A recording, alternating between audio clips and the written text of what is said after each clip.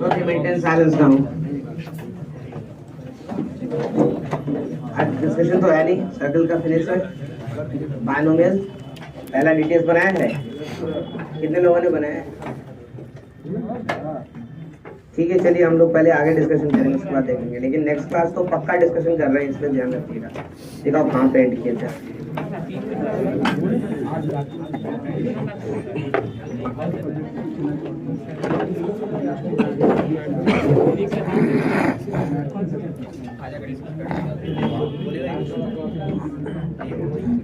अच्छा ध्यान दो, लास्ट क्लास में हम सीरीज किए थे, हम वहीं से स्टार्ट करते हैं। सबसे पहला एक आसान क्वेश्चन से स्टार्ट कर रहे हैं। आई होप कि सब पे बना पाए। NC0 minus NC2 plus NC4 minus NC6 plus dot dot is equal to.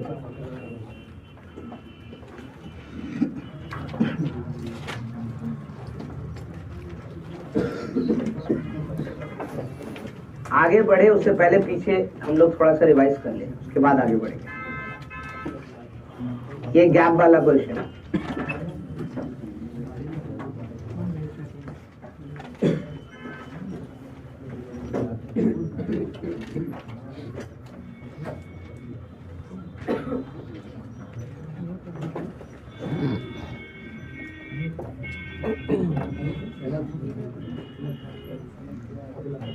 Offline mode enjoy करने के लिए बोल रहा हूँ, ऑफलाइन मोड इंजॉय करो।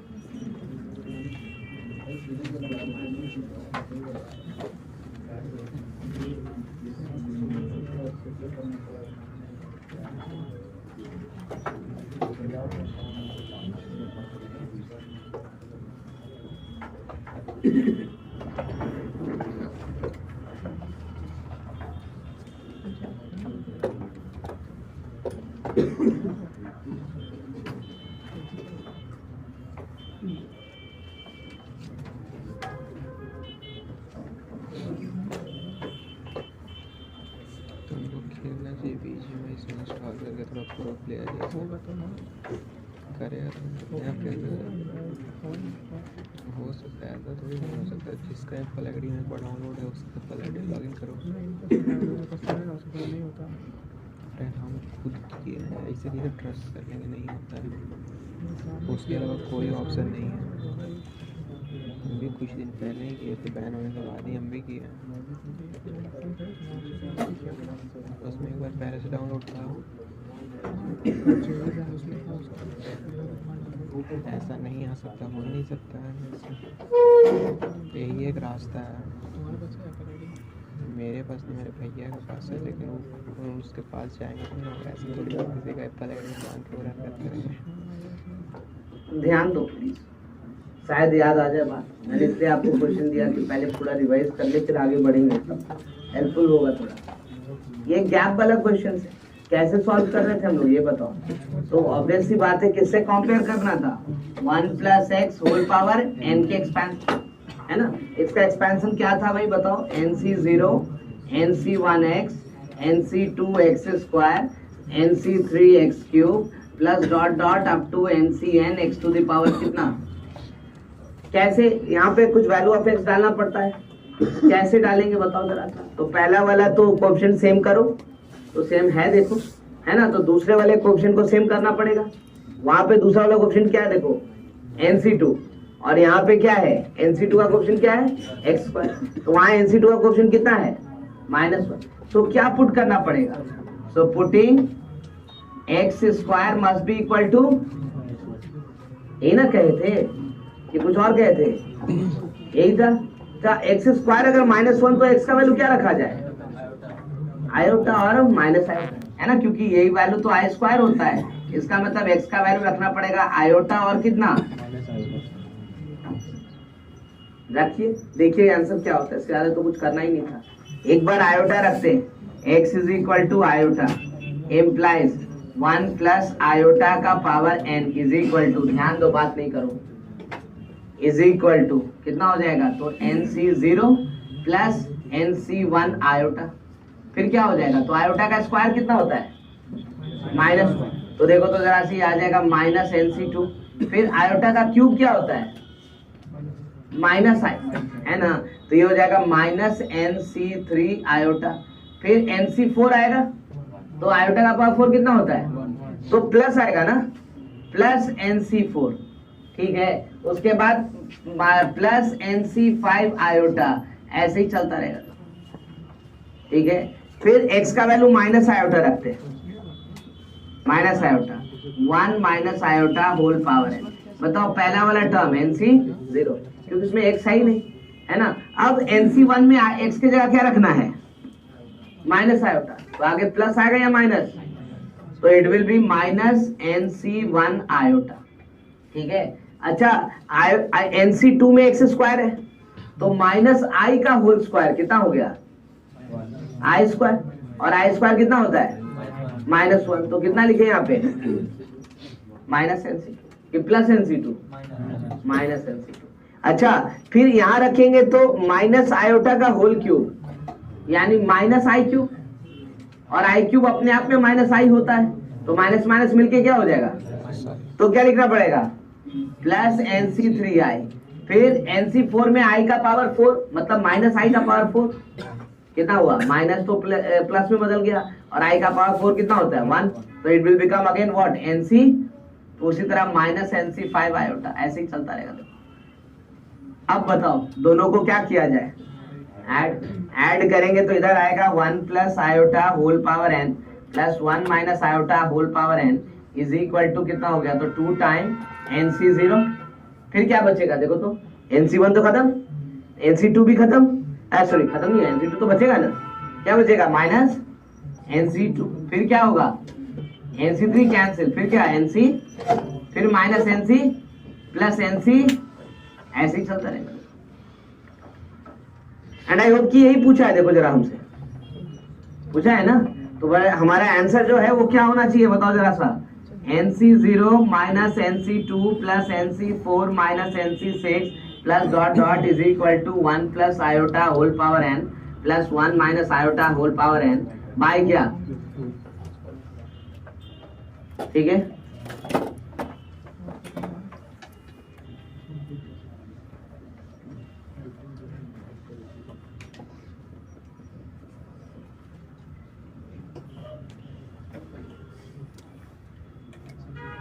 एंड आई होप कि याद पड़ गया होगा कि पिछले क्लास में हम लोग किए हैं, गैप वाले क्वेश्चन में क्या पुट करते हैं, कैसे पुट करते हैं।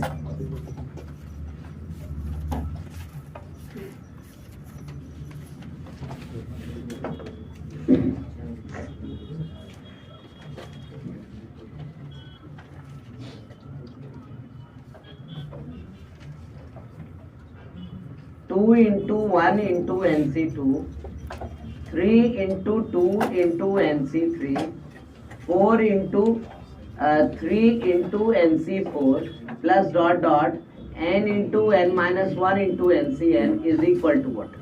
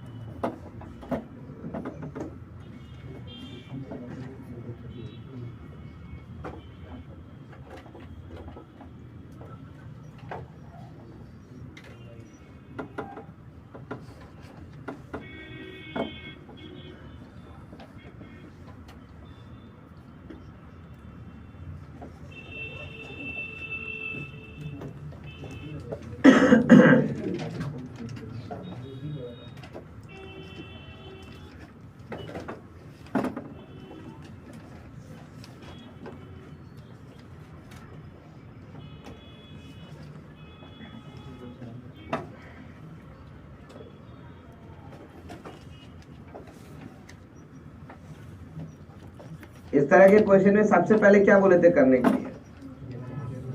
जनरल टर्म, यानी सिग्मा के फॉर्म में लिखिए।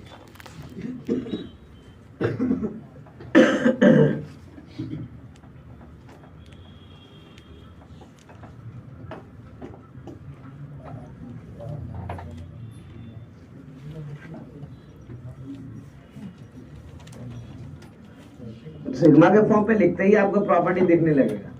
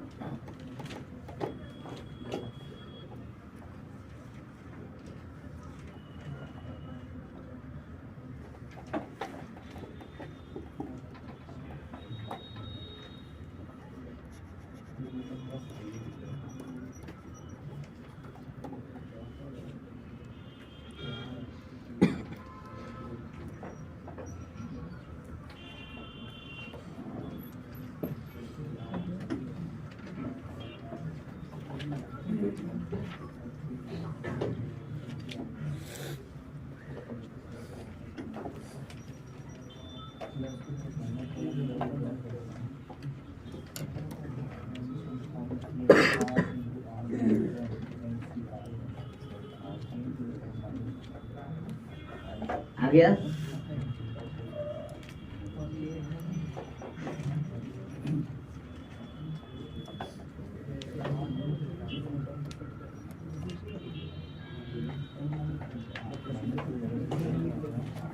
कहाँ फंस रहे हो भाई? जनरल टर्म लिखने में दिक्कत हो रहा है क्या?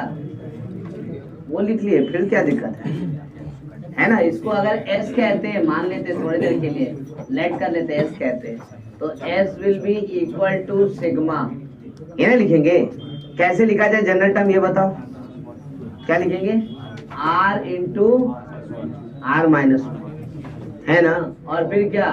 एन सी, देखो तो ये ना लिखेंगे। देखो आर का वैल्यू रखोगे 2, तो यहाँ से आर स्टार्ट हुआ कहाँ से? ठीक है ना?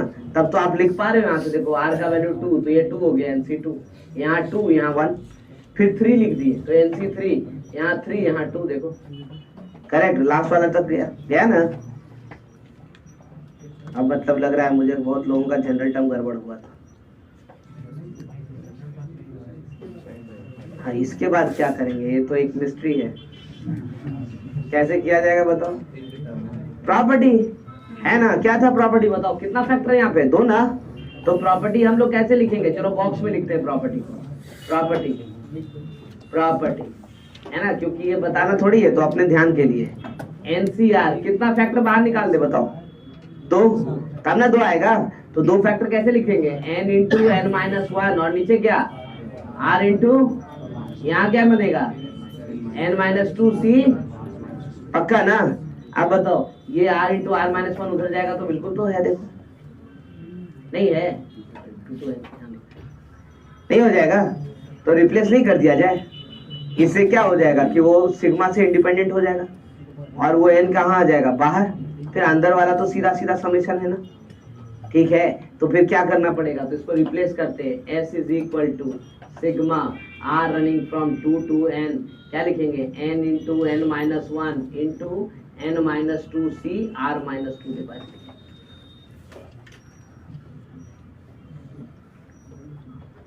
ठीक है, अब क्या है? तो प्रॉब्लम तो यही था ना, r इंटू आर माइनस 1, वो सिग्मा नहीं करने दे रहा था। ठीक है, तो अब वो बाहर हो गया। देखो जैसे ही वो बाहर हुआ, ठीक है, n इंटू एन माइनस 1, अंदर में क्या बच गया? तो sigma r running from 2 to n minus 2c r minus 2। अब ये क्या टर्म है भाई? इसको देखो जरा, एक्सपैंड कर देते, उसके बाद ही सोचेंगे कि क्या है। तो मैंने कहा देखो लिखते हैं इसको n इंटू एन माइनस 1, और इसको एक्सपैंड करेंगे तो n माइनस 2c 0। पहला टर्म तो ही ना आएगा, r का वैल्यू 2 रखोगे तो ये क्या हो जाएगा 0, फिर क्या रखेंगे 3, तो कितना हो जाएगा n-2c1, मैक्सिमम कहां तक जाएंगे तो n रख देंगे तो n-2cn-2 यही तक ना होगा। अब जरा कोई बताएगा ये किसके एक्सपेंशन में ये सब क्वेश्चन दिखेगा? 1 प्लस एक्स का होल पावर n-2 है ना, यानी ये सब जो दिखेगा वो दिखेगा 1 plus x whole power n-2 के एक्सपेंशन में। कैसे लिखेंगे? n-2c0 n-2c1x plus dot dot n-2cn-1 x का पावर n-1। अब बताओ इसको इसके बराबर कैसे बनाया जाए? x का वैल्यू क्या रखे तो फिर ये कितने के बराबर 2 टू द पावर, पक्का ना? तब तो आंसर डायरेक्ट लिखे, फिर इतना दिमाग क्यों लगाएंगे, है ना? So answer s is nothing but कितना हो गया बताओ n इंटू n-1 इंटू 2 का पावर कितना? देखो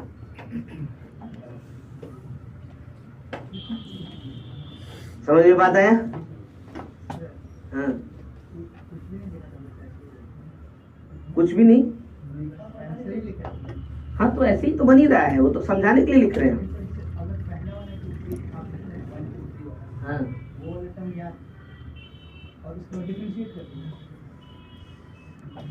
तो भी नहीं होगा, दो बार डिफरेंशिएट करना पड़ेगा तब बात कर पाओगे। तो x के टर्म में लिखोगे तब ना डिफरेंशिएट करोगे, ये तो डिफरेंशिएट कैसे करोगे? तो गलत है,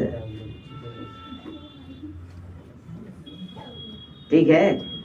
हमें प्रॉपर्टी के थ्रू वर्कआउट करना है, मैं बार बार कह रहा हूँ। सिर्फ कैलकुलस इसलिए बताया कि आपको जानकारी है, इस बात को ध्यान में रखिएगा, लेकिन हम उसका इस्तेमाल नहीं कर रहे हैं, हम लोग सिर्फ प्रॉपर्टी का इस्तेमाल कर रहे हैं।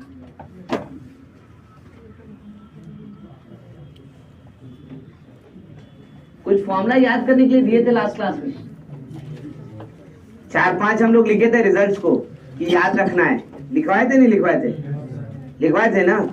इससे फायदा क्या होने वाला था? तो भाई हम लोग कुछ क्वेश्चंस को टारगेट कर रहे थे जिसमें कोएफिशिएंट से एपी में होगा, आराम से रिप्लाई कर सकेंगे, है ना? हम वही देखना चाहते हैं, हम कैसे लिख रहे हैं ध्यान दो, प्लीज बातें नहीं करो। ओके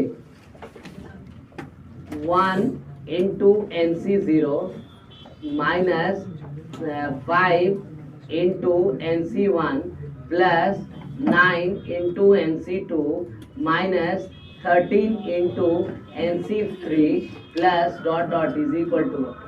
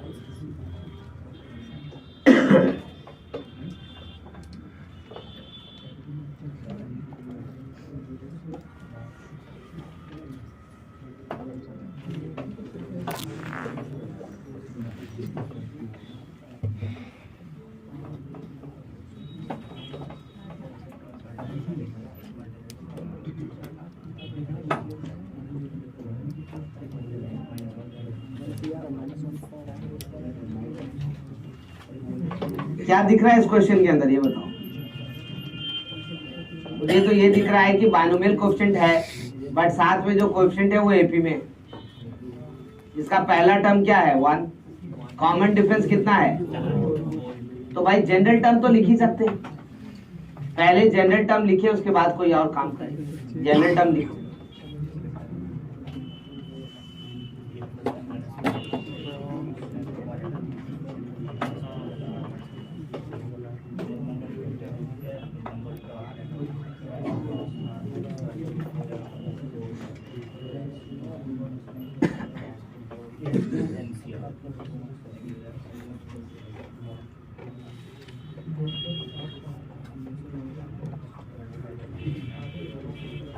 जो भी दिक्कत है ना सिर्फ इस वाले एक्सप्रेशंस को समझने में, एक बार समझ में आ गया तो लेंथ नहीं है क्वेश्चन के अंदर, तो कहीं भी पूछे हम लोग जवाब तुरंत दे सकते हैं।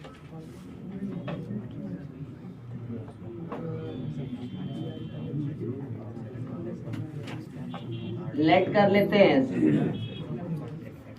तो S is nothing but sigma TR plus 1 where R is running from 0 to, ऐसे में जाएगा।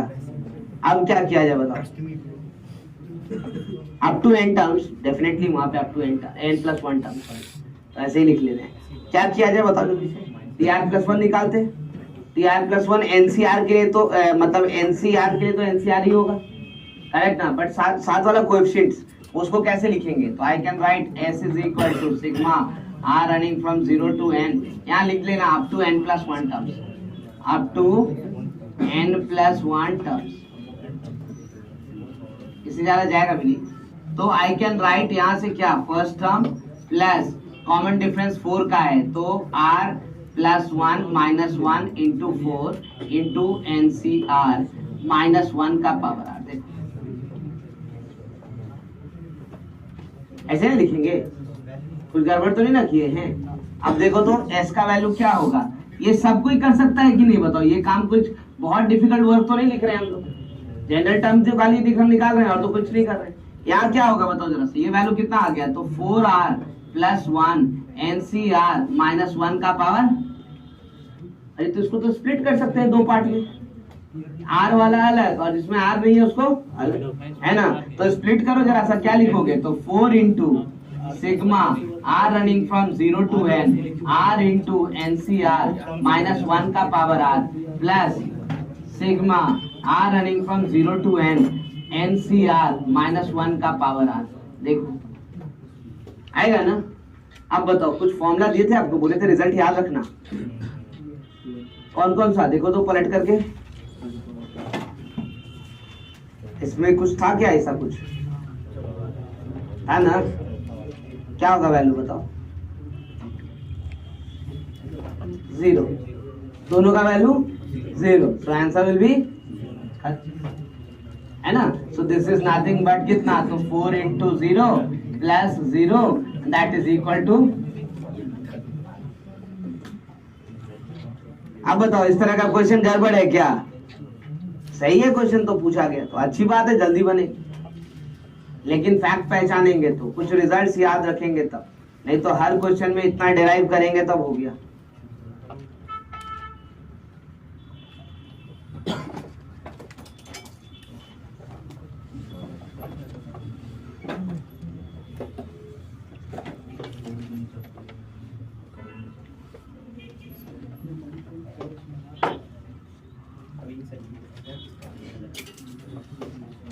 बोलो नहीं, पहला वाला जो रिजल्ट है उसमें आप 0 कैसे लिखते हैं, वहां तो R1 से स्टार्ट हो रहा है, देखो रिजल्ट जो लिखवाए हैं, तो क्या फर्क पड़ता है, 0 रहेगा तो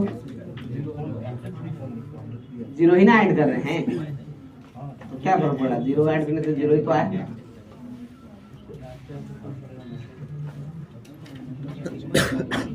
ठीक है, आई होप यहां तक हम लोग देखे थे लास्ट क्लास में, अगर आपको याद होगा तो यहां तक हम लोगों ने प्रैक्टिस किया था, देखा था कि सीरीज कैसे चलता है, क्या कर रहे हैं।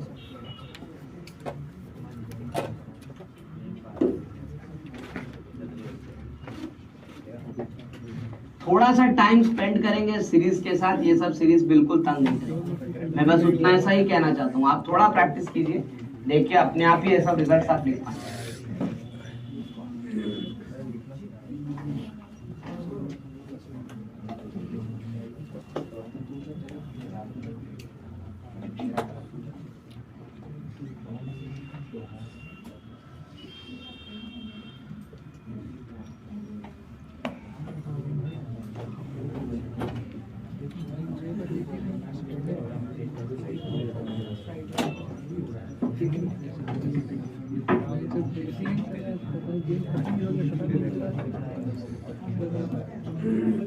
ठीक है, और देना है इधर क्वेश्चन, आई होप इतना में तो याद आ गया होगा कि क्या कहते लास्ट क्लास में। और देखो इतना क्वेश्चन देने की जरूरत इसलिए पड़ी थी क्योंकि लास्ट क्लास बहुत ज्यादा डिस्ट्रैक्शन मुझे दिख रहा है, दिख रहा था अब फ्लक्चुएशन में बहुत ज्यादा थे, थोड़ा सा देखते थे उसके बाद अच्छा ठीक है, फिर थोड़ा सा फ्लक्चुएशन नजर आता था, इसलिए इसको क्वेश्चन दे रहे थे ताकि वो वापस रिव्यू कर पाए आप कि क्या किया था पिछले क्लास में। और बस इतनी सी बात थी, बस ज्यादा था ही नहीं, है ना, तो ज्यादा सोचने की जरूरत नहीं। अब एक्सटेंड करते हैं इसको आगे, करेक्ट ना, है ना। देखो जरा सा, मैं क्वेश्चन को आगे एक्सटेंड कर रहा हूँ, क्वेश्चन के थ्रू ही कर रहा हूँ, कोई बहुत डिफरेंस वाला काम नहीं कर रहा। मैं कह रहा हूँ कि NCR यानी NC0 plus NC1/2 plus NC2/3 plus dot dot NCN/n+1 is equal to what. ऐसे क्वेश्चन मिल जाए, क्या करेंगे बताओ। तो भाई अगर आप इसमें प्रॉपर्टी के थ्रू जाना चाहें तो कोई नया काम नहीं कर रहे हैं, जैसा कर रहे आते तो वैसे ही करेंगे। लेकिन कैलकुलस के थ्रू के जाएं तो फिर दिखेगा कि डिनोमिनेटर में आर है, देखो सिग्मा लिखोगे तो डिनोमिनेटर में क्या दिखेगा, आर। तो फिर इस बार आपको मतलब इंटीग्रेट करना पड़ेगा, तो नया मुसीबत है ना। तो मैं इसलिए कह रहा हूँ बार बार कि हम लोग उसको फॉलो ही नहीं कर रहे, हम किसको फॉलो कर रहे हैं, प्रॉपर्टी, जिसमें कुछ भी नया नहीं है, सब सेम ही नजर आएगा। कैसे करेंगे इस क्वेश्चन को प्रॉपर्टी से, बताओ। मेथड 1, पहले तो इसी की बात कर ले हम लोग। मेथड 1 यानी we are going through property. क्या करेंगे प्रॉपर्टी मेथड में, सबसे पहले तो इसको NC0 NC1/2 NC2/3 plus dot dot NCN/n+1, इसको S अगर कहते हैं तो S को हमको किस में फॉर्मेट में लिखना पड़ेगा, सिग्मा। बिना S के तो कुछ नहीं करेंगे। और सिग्मा में क्या लिखे बताओ, जनरल टर्म क्या लिखेंगे, NCR बाई कितना, R+1, है ना।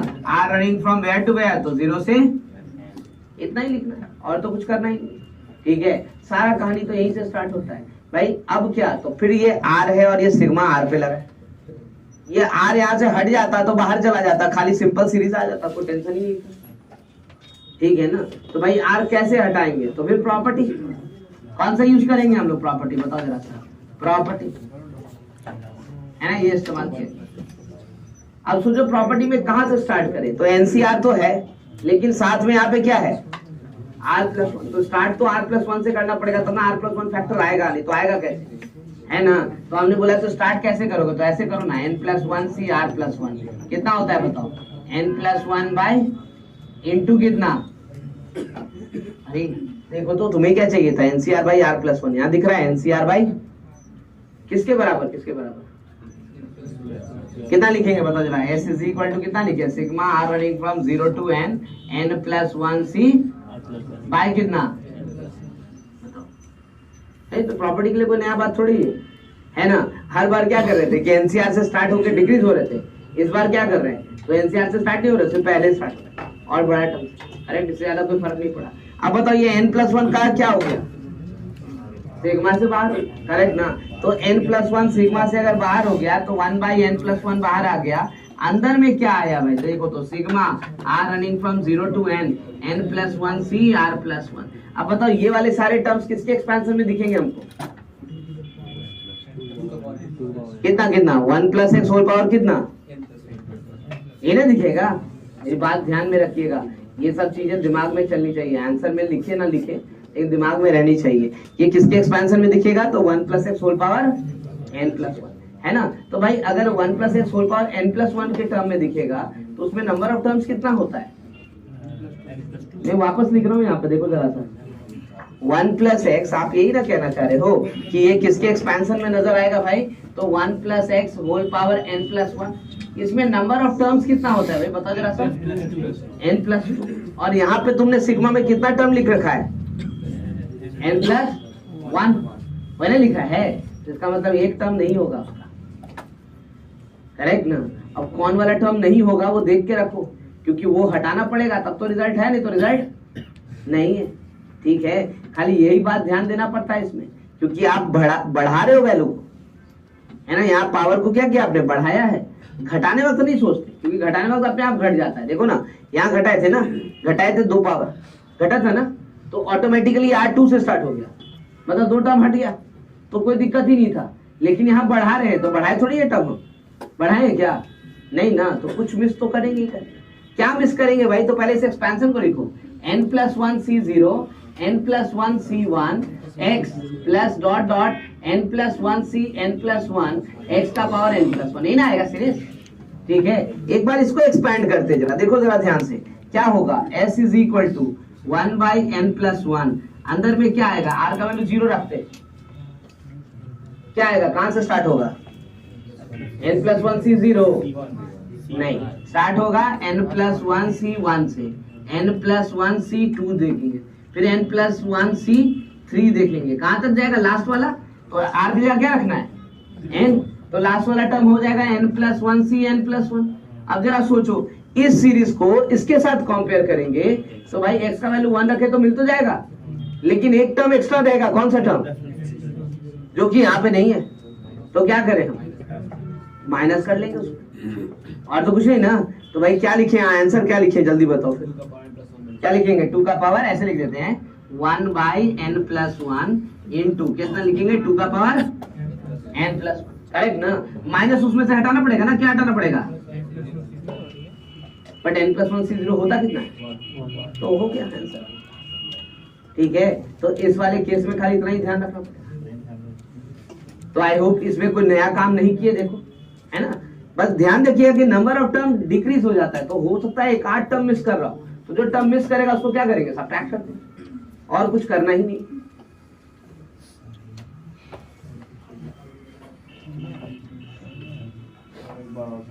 हाँ, मैं बिल्कुल समझा देता हूँ। मैंने कहा देखो, प्रॉपर्टी के थ्रू जब भी हम बना रहे थे तो एक ही काम कर रहे थे, सबसे पहले सिग्मा के फॉर्म पे लिख रहे थे, है ना। तो सिग्मा के फॉर्म पे इसको लिखो, तो सिग्मा के फॉर्म पे क्या लिखोगे? तो भाई यहाँ पे tr+1 लिखेंगे, तो देखो nc0 nc1 तो ncr ही लिखेंगे। अगर यहाँ 0 है तो यहाँ 1 है, यहाँ 1 है तो यहाँ 2 है, यहाँ तो 2 है तो यहाँ क्या है? तो यहाँ r है तो यहाँ क्या होना चाहिए? पक्का ना?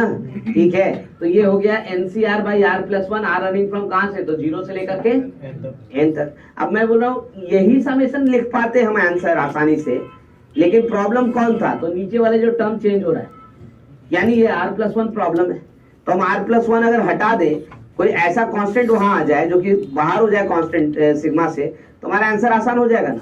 तो कैसे हटाएंगे? तो हमने बोला देखो हम प्रॉपर्टी का इस्तेमाल करेंगे, लेकिन प्रॉपर्टी में r+1 आए तब ना। तो r+1 आने के लिए हमको कहां से स्टार्ट करना पड़ेगा? cr+1 से, लेकिन cr+1 लिखेंगे तो ncr भी चाहिए, तो n को भी एक बढ़ा करके स्टार्ट करेंगे। क्या करेंगे? n+1c r+1, ताकि n+1 और r+1 बाहर हो तो क्या बने? ncr। देखो तो ऐसा ही कुछ बना, है ना। और अब यहाँ क्या आ गया? ncr/r+1 किसके बराबर है? n+1cr+1/1 दे दिया। अब n+1 को तो मतलब नहीं है सिग्मा से, है ना। अगर रखोगे भी तो कोई फर्क नहीं पड़ेगा, सब में n+1 n+1 n+1, तो क्या करना है? कॉमन निकाल लिए। अब सिग्मा को एक्सपैंड कर दिया, देखो है ना। तो जो भी टर्म था वो किसके एक्सपेंशन में आने का मतलब दिख रहा था हमको उपाय। 1+x का पावर कितना? n+1। कारण क्या है? n+1c था, है ना। तो n+1c मतलब फैक्टर्स कितना होना चाहिए? n+1 ना। तो 1+x का पावर n लिखेंगे तो कैसे आएगा? क्या लिखना पड़ेगा? n+1, वही हमने लिखा। लेकिन फिर इशू खड़ा हुआ कि अगर पावर n+1 लिखेंगे तो नंबर ऑफ टर्म तो बढ़ जाएगा।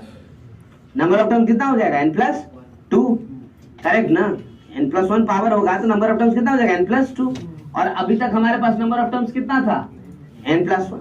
तो इसका मतलब कोई एक टर्म तो मिस कर गए हम। कैसे पता चलेगा कि कौन सा मिस किया? वैल्यू डालो।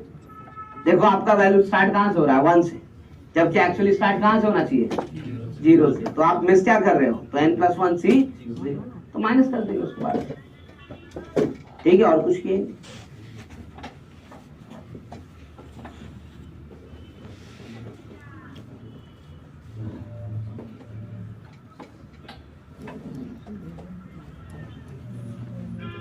अब ये हमारा प्राइमरी मतलब प्रोसीजर है, मतलब इसी मेथड से हम लोग फॉलो करने वाले हैं हमेशा प्रॉपर्टी से। तो ना किसी चीज में कोई डिफरेंस है कि ना कोई नया बात कर रहे हैं, सब कुछ सेम ही है। अब सोचो कैलकुलस अब भी सोच रहा था, डिफरेंशिएट में आसानी से आ रहा था। अब करो डिफरेंशिएट, देखो क्या करो, होगा क्या? नहीं ना होगा। डिफरेंशिएशन से होगा तो बताओ भाई। डिफरेंशिएशन तो तब होता जब न्यूमरेटर में वैरी करता टर्म, यानी ये r+1 किसमें होता, न्यूमरेटर में, लेकिन ये r+1 है किसमें, डिनोमिनेटर में। तो अब डिनोमिनेटर में है तब आपको इंटीग्रेट करना पड़ेगा, डिफरेंशिएशन से तो बिल्कुल काम नहीं चलेगा, है ना। मैं आपको दिखाई देता हूँ, सिर्फ एक ही क्वेश्चन दिखाएंगे ये वाला, इसके बाद क्लोज। कैलकुलस मेथड पे कोई डिस्कशन नहीं फर्दर, सिर्फ और सिर्फ जानकारी के लिए लिखे हैं हम, इससे बात को ध्यान में रखना। ऐसा नहीं कि आपके दिमाग में आ जाए कि भाई हम जानते नहीं है इस मेथड, आप जानते हैं लेकिन वो बेकार है, इस बात को समझ लो, बेकार है, इसलिए उसका इस्तेमाल हम नहीं कर रहे। हम लोग किस पे यूज कर रहे हैं, प्रॉपर्टी, जो कि हर क्वेश्चन एक समान है, कोई टेंशन ही नहीं है, तो क्या कर तुम सॉल्व करेंगे, ठीक है। बट देख लो एक बार,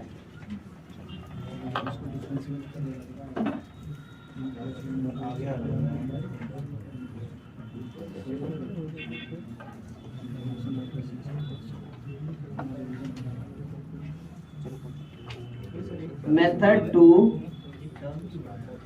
कैलकुलस, देखो इस बार इसको ऑप्शनल हम लिख देते हैं, बात समझ में आया। देखो बहुत पिन पॉइंटेडली आपसे बात कर रहे हैं हम इस बारे में, ध्यान रखिएगा, ये बात हम सिर्फ डिस्कस ऑप्शनली कर रहे हैं, इसको हमारे टेक्स्ट से कोई खास मतलब नहीं है ना। ऐसा ना हो कि भाई हमें फीलिंग हो कि हमको ये नहीं आता है, तो इसलिए आप जान जाइए ये बेकार है, इसलिए हम लोग यूज नहीं कर रहे। हर क्वेश्चन को वेरी करवाएंगे तो हम तो मुसीबत में ही आएंगे ना, फिर जो क्वेश्चन आएगा इसमें कौन सा मेथड लगा ये सोचते रहेंगे, ठीक है। तो इतना क्यों सोचना है भाई, प्रॉपर्टी तो सबसे आसान है, उसी के थ्रू काम करते, ठीक है। तो इसलिए वो बेस्ट मेथड है, लेकिन फिर भी एक बार इसको देख लें, ठीक है। क्या करना है, देखो हमें 1 + x whole power n, nc0 nc1x nc2x² plus dot dot ncn x to the power n, यही एक्सपेंशन ना। प्लीज थोड़ा सा ध्यान देना, ऑप्शनल है इसका मतलब ये नहीं कि आपने तुम ऑप्शनली बना दो, हाँ सुन लो जरा सी बात। क्या चाहिए था हमें, तो हमें जो चाहिए वो वहां लिखा है, देखो है ना। तो हमें दिख रहा है कि यहाँ 1 है तो नीचे 2 चाहिए, वो तो तब होगा जब इसको इंटीग्रेट करेंगे, है ना। x²/2 इसका इंटीग्रेशन आता है ना, इसका इंटीग्रेशन कितना आता है, x³ तो देखो nc2/3 मिल जाएगा, करेक्ट ना। इसका इंटीग्रेशन कितना आएगा, x⁴n+1/n+1 तो देखो ncn/n+1 आ जाएगा, मतलब सारा टर्म आ जाएगा, साथ में x जरूर आएगा लेकिन सारा टर्म्स आ जाएगा, करेक्ट ना। तो करना क्या चाहिए, तो अगर ये 1 है तो विल इंटीग्रेटिंग बोथ साइड, है कि नहीं, with respect to what, variable क्या होगा हमारा x, करेक्ट ना। तो भाई इंटीग्रेट भी करेंगे हम लोग तो x के टर्म से, तो इधर क्या लिखेंगे, integration 1 + x to the power n dx, इधर क्या हो जाएगा, तो nc0 integration dx, nc1 integration x dx, nc2 integration x² dx plus dot dot ncn integration x to the power n dx। देखो ऐसे नहीं लिखेंगे, करेंगे ना भाई। इंडेफिनिट इंटीग्रल की प्रॉपर्टी होती है क्या, या क्यूबिक इंटीग्रल की, कि वो सिग्मा पे डिस्ट्रीब्यूट हो जाता है, डिस्ट्रीब्यूट हो गया अलग अलग, है ना, तो हमें टर्म्स मिलेगा। लेकिन एक और प्रॉब्लम है, इंटीग्रेशन कौन वाला ले, इंडेफिनिट है डेफिनिट, क्यों, क्योंकि इंडेफिनिट करेंगे तो हमको आर्बिट्री कांस्टेंट ऐड करना पड़ेगा, करते हो ना, और डेफिनिट करेंगे तो अलग मुसीबत है, लिमिट क्या लेंगे, लोअर लिमिट और अपर लिमिट दोनों डिसाइड करना पड़ेगा ना, तो दोनों सरदर्द दो हमारे लिए। मैंने कहा ठीक है चलो एक काम करो, पहले इंडेफिनिट कर लो, फिर डेफिनिट वाला पार्ट भी आपको समझा देंगे कि कैसे रखोगे लिमिट, ठीक है। तो मुझे दिखता है, ध्यान दो इस बात पे, पहले इंडेफिनिट ही करते हैं, तो इंडेफिनिट करेंगे तो इसका इंटीग्रेशन क्या होगा बताओ, कितना लिखेंगे बताओ जरा सा, 1 + x का पावर n+1 बाय कितना n+, है ना। और इधर में क्या करेंगे, तो nc0 x/1 plus nc1 x²/2 nc2 x³ plus dot dot ncn x to the power n+1/n+2। भाई ये तो आपने इंटीग्रेशन लिखा, आर्बिट्ररी कांस्टेंट का क्या, तो आर्बिट्ररी कांस्टेंट कितना होना चाहिए भाई, पूरे इक्वेशन में एक ही चलेगा, है ना, हर के साथ ऐड करने की जरूरत नहीं है, तो हम बस एक ऐड कर देते हैं यहाँ पे, देखो लैम्डा, है ना। अब क्या, एक तो आपको ये वैल्यू चाहिए था, तो x का वैल्यू आप रखते तो 1 तो आ जाता, लेकिन साथ में 1 आएगा तो लैम्डा भी तो लिखेगा ना, तुमने क्या कहा, इसको अगर आप 2 कह रहे हो तो लैम्डा निकालने के लिए बेस्ट क्या होगा, केवल put x is equal to 0। देखो putting x is equal to 0 क्या होगा भाई, बताओ जरा सा, लेफ्ट हैंड साइड क्या होगा, 1 बाई क्या आ जाएगा, n आएगा, और प्लस क्या होगा लैम्डा, और राइट हैंड साइड क्या होगा 0। देखो सबके साथ x है, सबके साथ x है ना, तो पूरा टर्म क्या बन जाएगा 0। तो लैम्डा का वैल्यू तुरंत आ गया, देखो कितना आया, lambda is equal to -1 by कितना n प्लस। ठीक है, अब क्या करें, तो पुट करते हैं, देखो putting x is equal to कितना 1, करेक्ट ना, क्योंकि वही रखना है तब दोनों इक्वल होगा। अब x इज इक्वल टू 1 डालेंगे तो लेफ्ट हैंड साइड क्या हो जाएगा, पहले राइट हैंड साइड लिख लेते हैं, nc 0 by 1 plus nc 1 by 2 nc 2 by 3 plus dot dot nc n by n plus 1, ये ना बचेगा। लेफ्ट हैंड साइड क्या बचेगा, तो यहाँ 1 डालो, क्या लिखोगे 2 टू द पावर कितना बाई n प्लस 1, और प्लस लैम्डा, और लैम्डा कितना है तो लिख लेते हैं -1 बाई कितना n प्लस 1। देखो तो आंसर आ गया, लेकिन ज्यादा हेडेक है ना, ऊपर से इंटीग्रेशन और सरदर्द, तो उससे बेटर क्या होगा कि प्रॉपर्टी चले। हाँ एक बात समझा देगा, कोई बोलेगा कि हम डेफिनेट इंटीग्रल नहीं कर लेते, तो हाँ बिल्कुल आप डेफिनेट इंटीग्रल कर लेता, लेकिन लिमिट्स क्या लिखते, तो लिमिट्स ऑब्वियस है, आपने कौन कौन सा वैल्यू डाला देखो तो वही रख लो डायरेक्ट, करेक्ट ना, क्योंकि 2 वैल्यू तो डालना ही है, और कौन कौन सा वैल्यू डालना है, तो 0 और 1, तो डेफिनेट इंटीग्रल करना होगा तो डायरेक्ट लिख देना कौन सा वैल्यू, तो 0 से आंसर वैसे ही आ जाता है।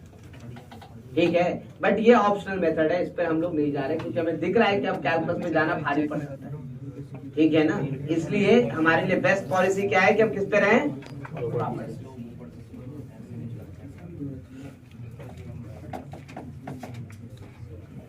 नोट कीजिए। फिर नेक्स्ट क्वेश्चन,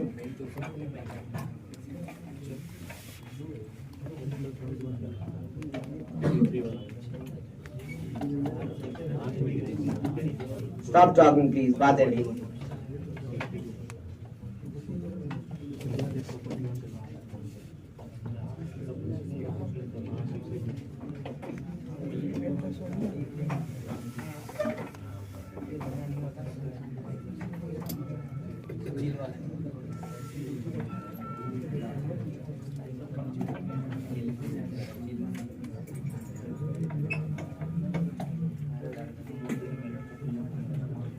चलिए, फॉर ऑल दोज जिन्होंने नोट कर लिया उनके लिए क्वेश्चन लिख दिया, और जिनको नोट करना है नोट कर लीजिए, उसका क्वेश्चन का ही है, मैं भी बिल्कुल आराम कर रहा हूँ, कोई दिक्कत नहीं, बनाइए।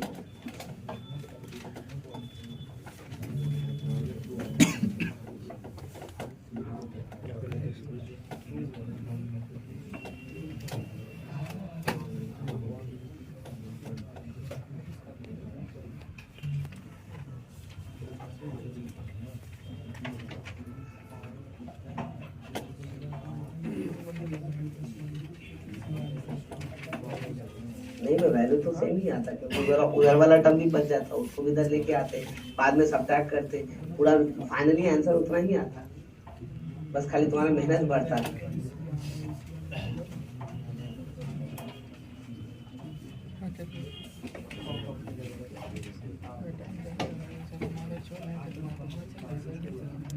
बताइए, मेथड तो तुम्हारे लिए बता देंगे, सब मेथड लेंदी करता है, तो लेंदी मेथड। हाँ तो और लेंदी जाना है।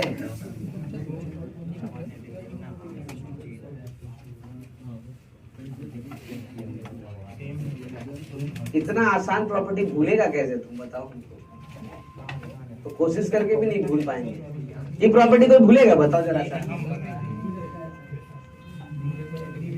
हाँ फिर भूलना भी नहीं चाहेगा तो नहीं भूल पाएगा, सिंपल सी प्रॉपर्टी है, इसमें कुछ है ही नहीं, कुछ ऐसा कुछ होता मतलब बहुत डिफिकल्ट सा जिसमें याद करना पड़ता।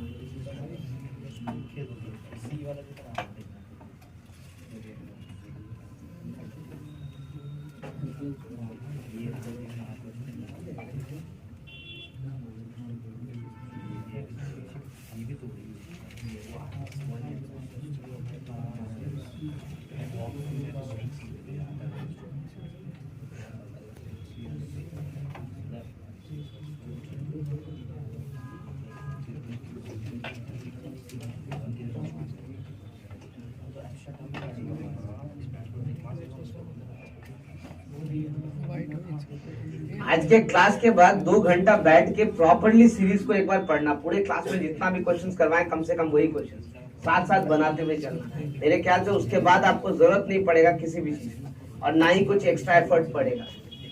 ठीक है, आज हम कोशिश करेंगे कि सारा का सारा पार्ट कंप्लीट कर ले, जिससे कि दिक्कत नहीं हो किसी को प्रैक्टिस करने में, रिवाइज करने में।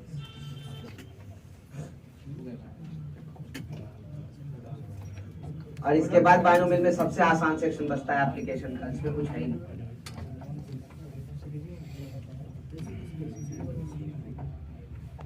मुश्किल से 15-20 मिनट का काम।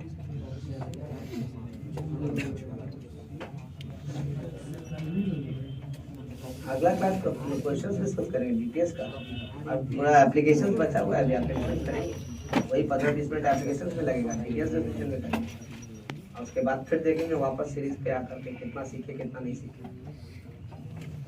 है ना। ध्यान रखिएगा, एक सेक्शन यहाँ पर ऐसा है डबल सिग्मा, जो हम तब करवाएंगे जब लेवल 1 पूरा डिस्कशन खत्म हो जाए, यानी सब कोई बना लेता हूँ, क्योंकि उससे क्वेश्चन एक बार पूछा था 80s में पूछा था, ठीक है ना, समथिंग बहुत पुराना, करेक्ट। और वो भी क्वेश्चन के लिए हमको डबल सिग्मा के कॉन्सेप्ट की जरूरत नहीं थी, वो वाला क्वेश्चन हम लोग ऑलरेडी सीक्वेंस में सीरीज में बना चुके जो पूछा था, ठीक है। लेकिन फिर भी एक बार अगर पूछ दिया तो नियम हो जाता है, ठीक है। तो इस कारण से बता जरूर देंगे, लेकिन पूरा प्रैक्टिस के बाद, क्योंकि वो हमारे लिए नॉन एसेंशियल पार्ट है, और उस 0.001% के चलते हम पूरा बर्बाद नहीं करेंगे पानी।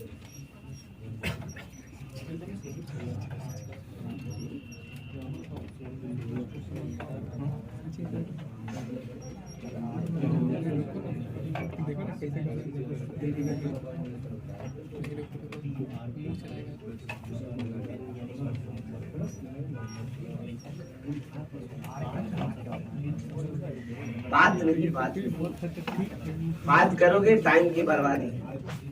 आ गया, वेरी गुड। हमें वेडिंग कोई अटेम्प्ट ले लो, उसके बाद बोलेंगे।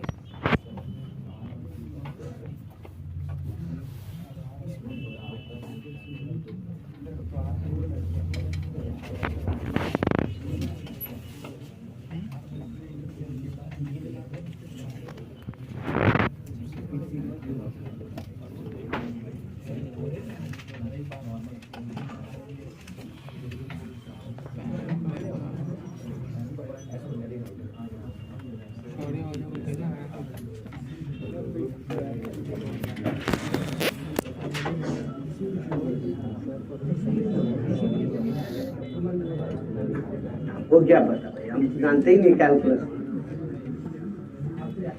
नहीं हम नहीं जानते, जब तक पढ़ाएंगे नहीं तब तक जानेंगे कैसे। हम बोलेंगे कुछ और तो तुम लोग को कुछ और करके बैठा हुआ है, सारा का सारा करेक्ट करना पड़ता ना चुना के वापस, भाई इसका मतलब ये होता है, इसका चीज ये होता है। तो जब तक करेक्शन नहीं करेंगे तब तक बोलेंगे तो भटक जाएगा उल्टा, नहीं बोलना,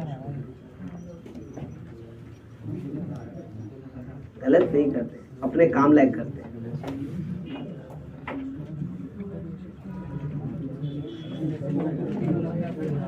कैसे कैसे चला जाए बताओ जरा सा, पहले तो ये बताओ, ध्यान दो इधर, ध्यान दो। हमें ये पता है कि ये टर्म को रिप्लेस करना है r+2 को, तो r+2 आएगा तब ना रिप्लेस होगा। अब r+2 है और NCR भी है, ध्यान दो प्लीज, हमको यही रिप्लेसमेंट चाहिए। तो प्रॉपर्टी कौन कौन सा यूज करेंगे, पहले तो हम ये सोच लें, बाद में हम सॉल्यूशन की बात करेंगे। तो मेरे ख्याल से आपको स्टार्ट तो यहीं से करना पड़ेगा। देखो, नहीं यहाँ से स्टार्ट करना पड़ेगा, क्यों? अरे तब ना r+2 आएगा, नहीं तो आएगा कैसे, करेक्ट ना। तो भाई इसका फॉर्मूला क्या था, जल्दी से बताओ। n+2 into n+1 by r+2 into कितना, NC, पक्का। यानी आपको अगर निकालना है NCR बाई r+2 तो आप नहीं निकाल सकते, उसके साथ क्या लगा हुआ है, r+1, तो आपको निकालना पड़ेगा साथ में कितना, r+1, करेक्ट ना।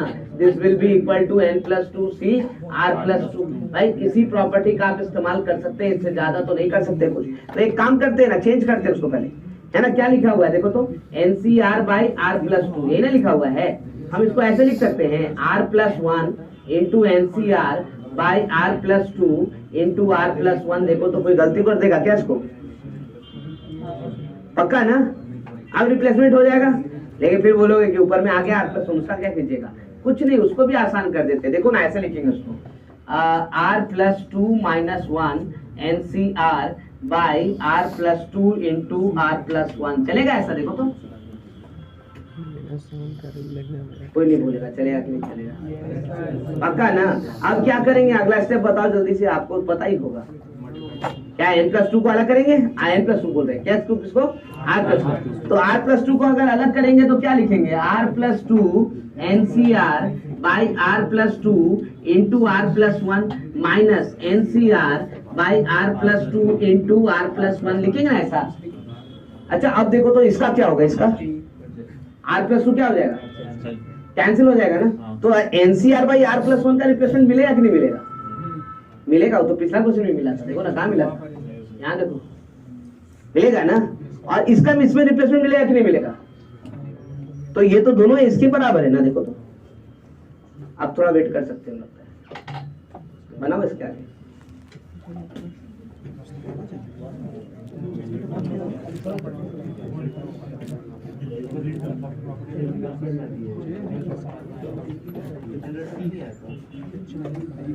जो आप जानते हो उस पे रिड्यूस करना है, उससे ज्यादा कुछ नहीं सोचना है। मैं वापस रिपीट कर दूं एक बार, यहाँ r+2 लिखा है तो 100% r+2 से ही स्टार्ट करना पड़ेगा।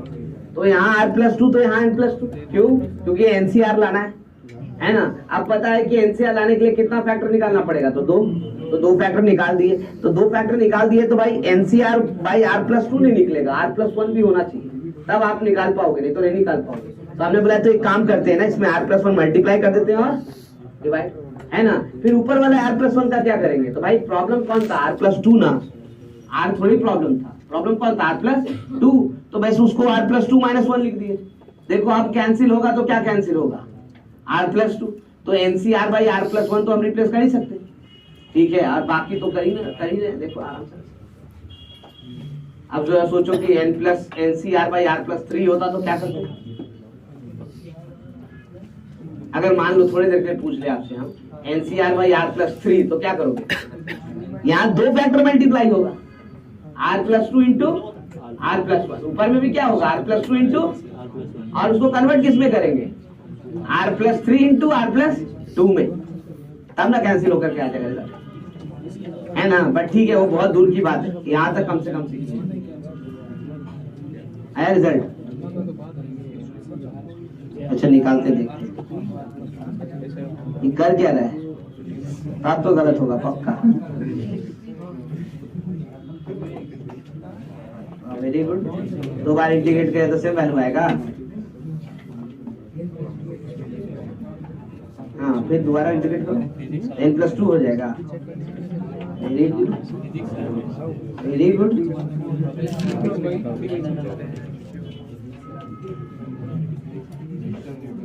मतलब x³/3 का इंटीग्रेशन करेगा तो x⁴/4 आ जाएगा। नहीं x³/4 आ जाएगा।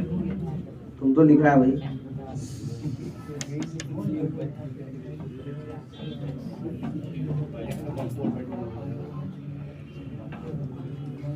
अच्छा थोड़ा बात कम कीजिए और ध्यान दीजिए क्वेश्चंस पे ज्यादा। हम इतना धीरे चल रहे हैं, इससे ज्यादा धीरे नहीं हो सकते। इसको भी आप अगर टाइम बर्बाद करेंगे तो फिर दिक्कत हो जाएगा।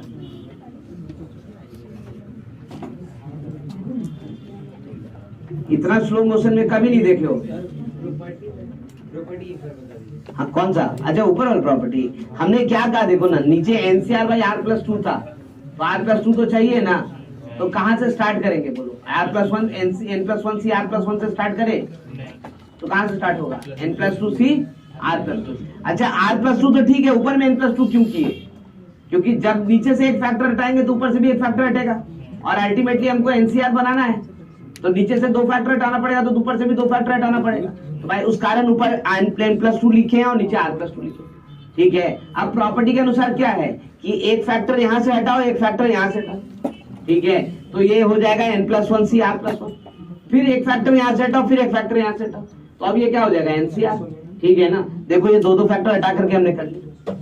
अब मैं कह रहा हूं इसके हिसाब से, अच्छा ये हम लोग घर पर आधा लिखा है, देखो अच्छा आधा लिखा है, इसको कंप्लीट कर लो। This must be by n+2 into n+, ठीक है ना। तो भाई उस हिसाब से उस चीज को यहाँ पे मैंने यहाँ पे कर दिया, तो ये बोलो कि आधा लिखा हुआ है।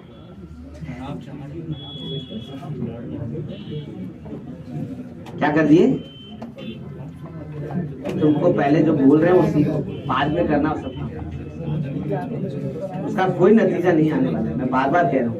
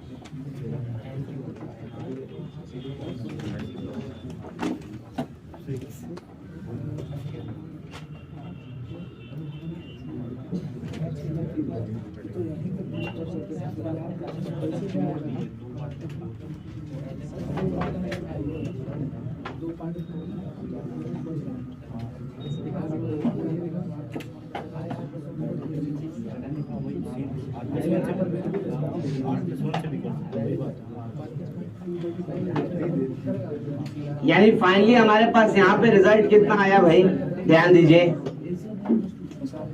NCR by R+2 can be written as NCR by R+1 minus NCR by R+2 into R+1, ये ना लिखेंगे, देखो तो ठीक है। अब बोलो इसको प्रॉपर्टी अप्लाई कर सकते हैं कि नहीं, इस पे हो जाएगा, इस पे प्रॉपर्टी अप्लाई होगा कि नहीं, हो जाएगा। तो बस हमारा काम हो गया है, इसको नहीं, दोनों को कर देंगे सॉल्व।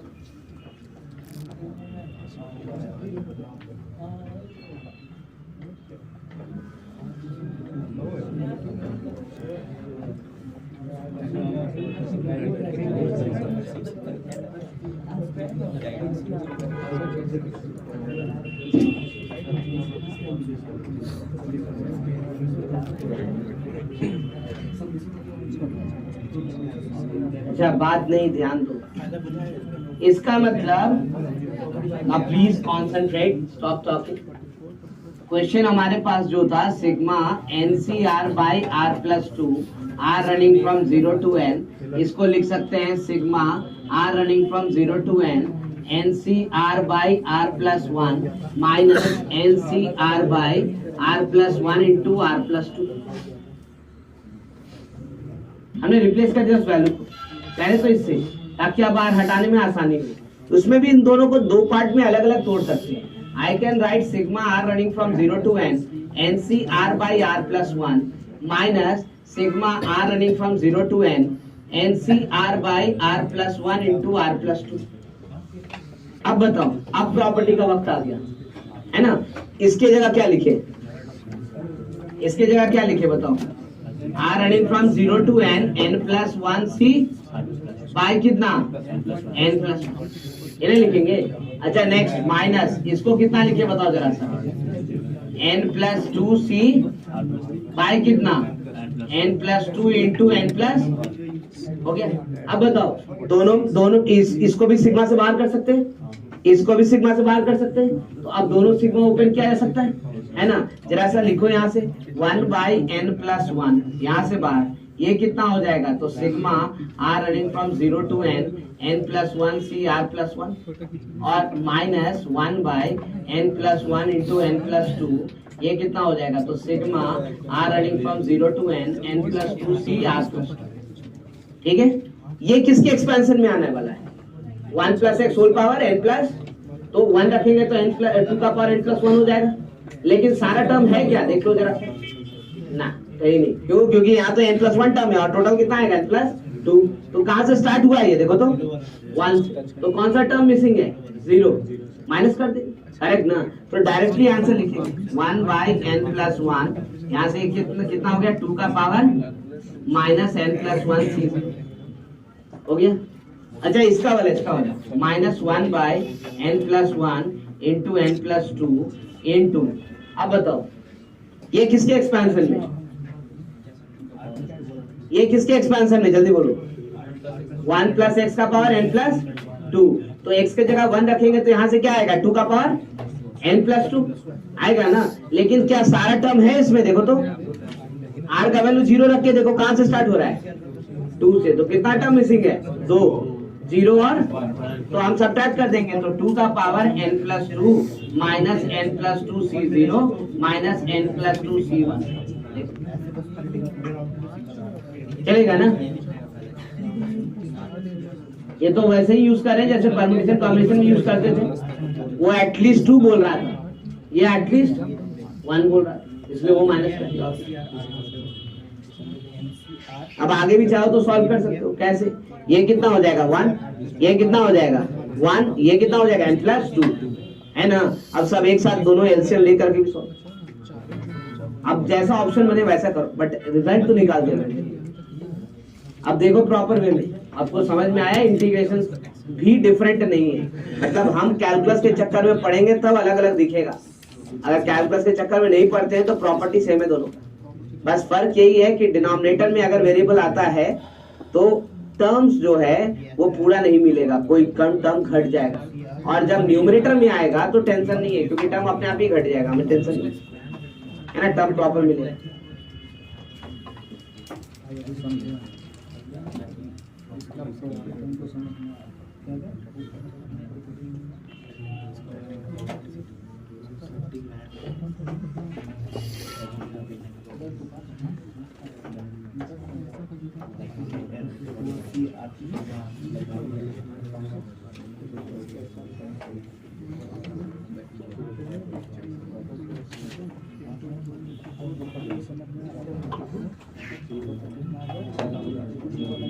लास्ट वाला, अरे ये किसके एक्सपेंशन में आएगा, ये सब आएगा ना, लेकिन सारा टर्म आएगा क्या, सारा टर्म तो 0 से लेकर के n+1 तक जाना चाहिए, लेकिन r का वैल्यू जब 0 लिखोगे तो क्या वहां से स्टार्ट होगा, तो 0 तो आया नहीं ना, तो इसमें तो 0 भी है ना, तो वो हटाना पड़ेगा तब ना बराबर होगा।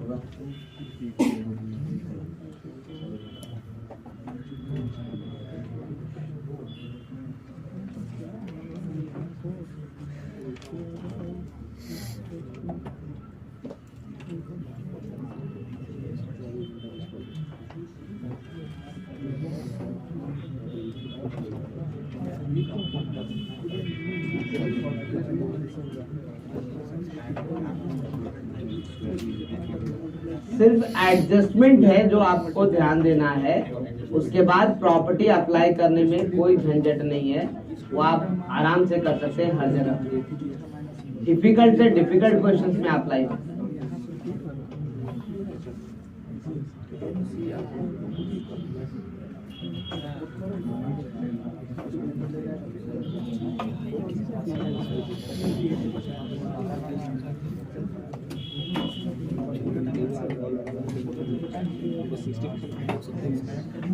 फिर बात हो रहा है, देखो पिछला क्लास तो आज थोड़ा सा क्वेश्चन रिवाइज करवाएं ताकि वापस समझ में आए कि क्या हो रहा था। अब आज का क्लास फिर कहाँ करवाएं, हम स्लो सिर्फ इसलिए हो रहे हैं ताकि सब कोई सोच पाए, यहीं पे दिक्कत हो तो पूछे, ये नहीं कि घर पे देख लेंगे वाला सिचुएशन नहीं तो फिर पता चला सीक्वेंस एंड सीरीज के जैसा फिर वैसे ही छोड़ दोगे, है ना। खाली लेवल 1 बनाया, उसके बाद ऊपर से कुछ नहीं बनाया। कितने लोगों ने सीक्वेंस एंड सीरीज में लेवल 2 टच किया था, या फिर मान लीजिए कुछ और भी बनाया था, बहुत सारे लोग हैं जो नहीं किया था, है ना। मैं वही बात कह रहा हूँ बार बार, इस बात को समझना होगा, ठीक है। और जहां जहां सीरीज आएगा तो ट्रबल तो है, ये बात तो श्योर है कि सारे सीरीज को बहुत आसानी से हम लोग नहीं कर सकते सॉल्व, लेकिन जब तक प्रैक्टिस नहीं करेंगे तब तक सीखेंगे कैसे, कंट्रोल कैसे आएगा।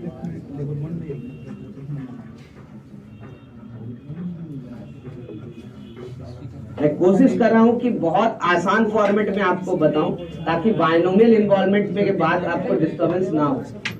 जो फैक्ट्स है एकदम क्लियर आपको अलग अलग बता दे रहे, देखो इस तरीके का क्वेश्चन आएगा, ऐसे हैंडल करते हैं, ठीक है। एक लास्ट फॉर्मेट की हम बात कर रहे हैं, लास्ट फॉर्मेट है इसमें सीरीज वाले सेक्शंस में। उसके बाद सिर्फ क्वेश्चंस की बात करेंगे और कुछ नहीं बात करेंगे। ना प्लीज ध्यान दो इधर। यहाँ पर थोड़ा सिचुएशन और टेंस हो जाएगा। क्यों? क्योंकि टर्म में एक बायनोमियल कोएफिशिएंट अभी तक दिख रहा था, अब दो दो दिखेगा। हर टर्म में दो दो बायनोमियल कोएफिशिएंट दिखेगा। ठीक है, उसको कैसे सॉल्व करते हैं मैं उस पे आ रहा हूं।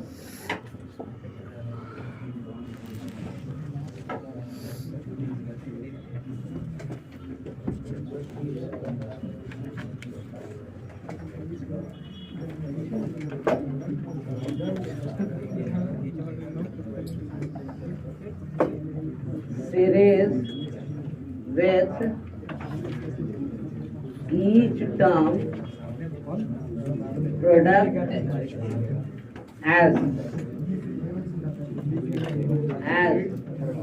product of two binomial coefficients.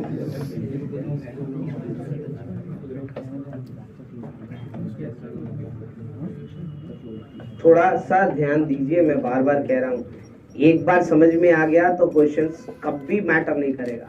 आप ये समझ लीजिए, ये सेक्शन ऐसा होगा जो कि आपको स्कोर दिलवा देगा, मेंस में हो चाहे एडवांस में हो। इवन एडवांस में भी टफ नहीं बना सकता, जितना भी हम क्वेश्चन बना रहे हैं इसके ऊपर कहीं जा ही नहीं सकता। ठीक है ना? तो इन दैट केस स्कोर हमें आ जाएगा, ये इंपॉर्टेंट है। और एडवांस में तो खैर आपको पता ही है कि दो स्कोर 4 मार्क्स भी बहुत इंपॉर्टेंट होता है। ठीक है, तो इस बात को ध्यान में रखिएगा। मेंस में भी इंपॉर्टेंट है, ऐसा थोड़ी है कि इंपॉर्टेंट नहीं है। लेकिन भाई आप बोलेंगे नहीं इससे नहीं किसी और से स्कोर करनी है, लेकिन एडवांस में तो किसी और से स्कोर नहीं ना है। जो बना सकते हैं वही बना सकते हैं ना, जो नहीं बना सकते उसके पीछे पड़िएगा तो एक क्वेश्चन पूरा एग्जाम साफ है ना। तो इस कारण से वो सेक्शन जरूर बनाए, ढंग से बनाए जो हमको स्कोर दिला सके आसानी से। ठीक है, यहाँ भी हम क्वेश्चन के थ्रू ही स्टार्ट कर रहे हैं। ठीक है, अच्छा अभी नोट ही कर रहे हैं, कीजिए, मैं जब तक क्वेश्चन लिख देता हूँ। NC0 का स्क्वायर, NC1 का स्क्वायर, NC2 का square plus dot dot NCN का स्क्वायर इसी को।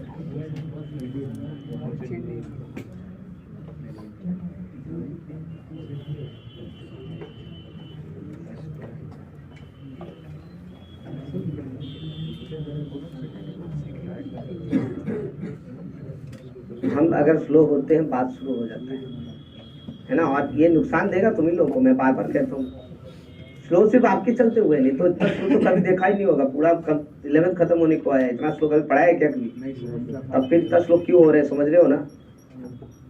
और फिर भी बात कर रहे हो तो डिस्ट्रैक्ट हो गए, तो उससे तो अच्छा है कि हम थोड़ा फास्ट हो लेते, सिलेबस भी हो जाएगा और काम भी हो जाएगा। वैसे भी नहीं समझ में आएगा, वैसे भी नहीं समझ में आएगा, है कि नहीं?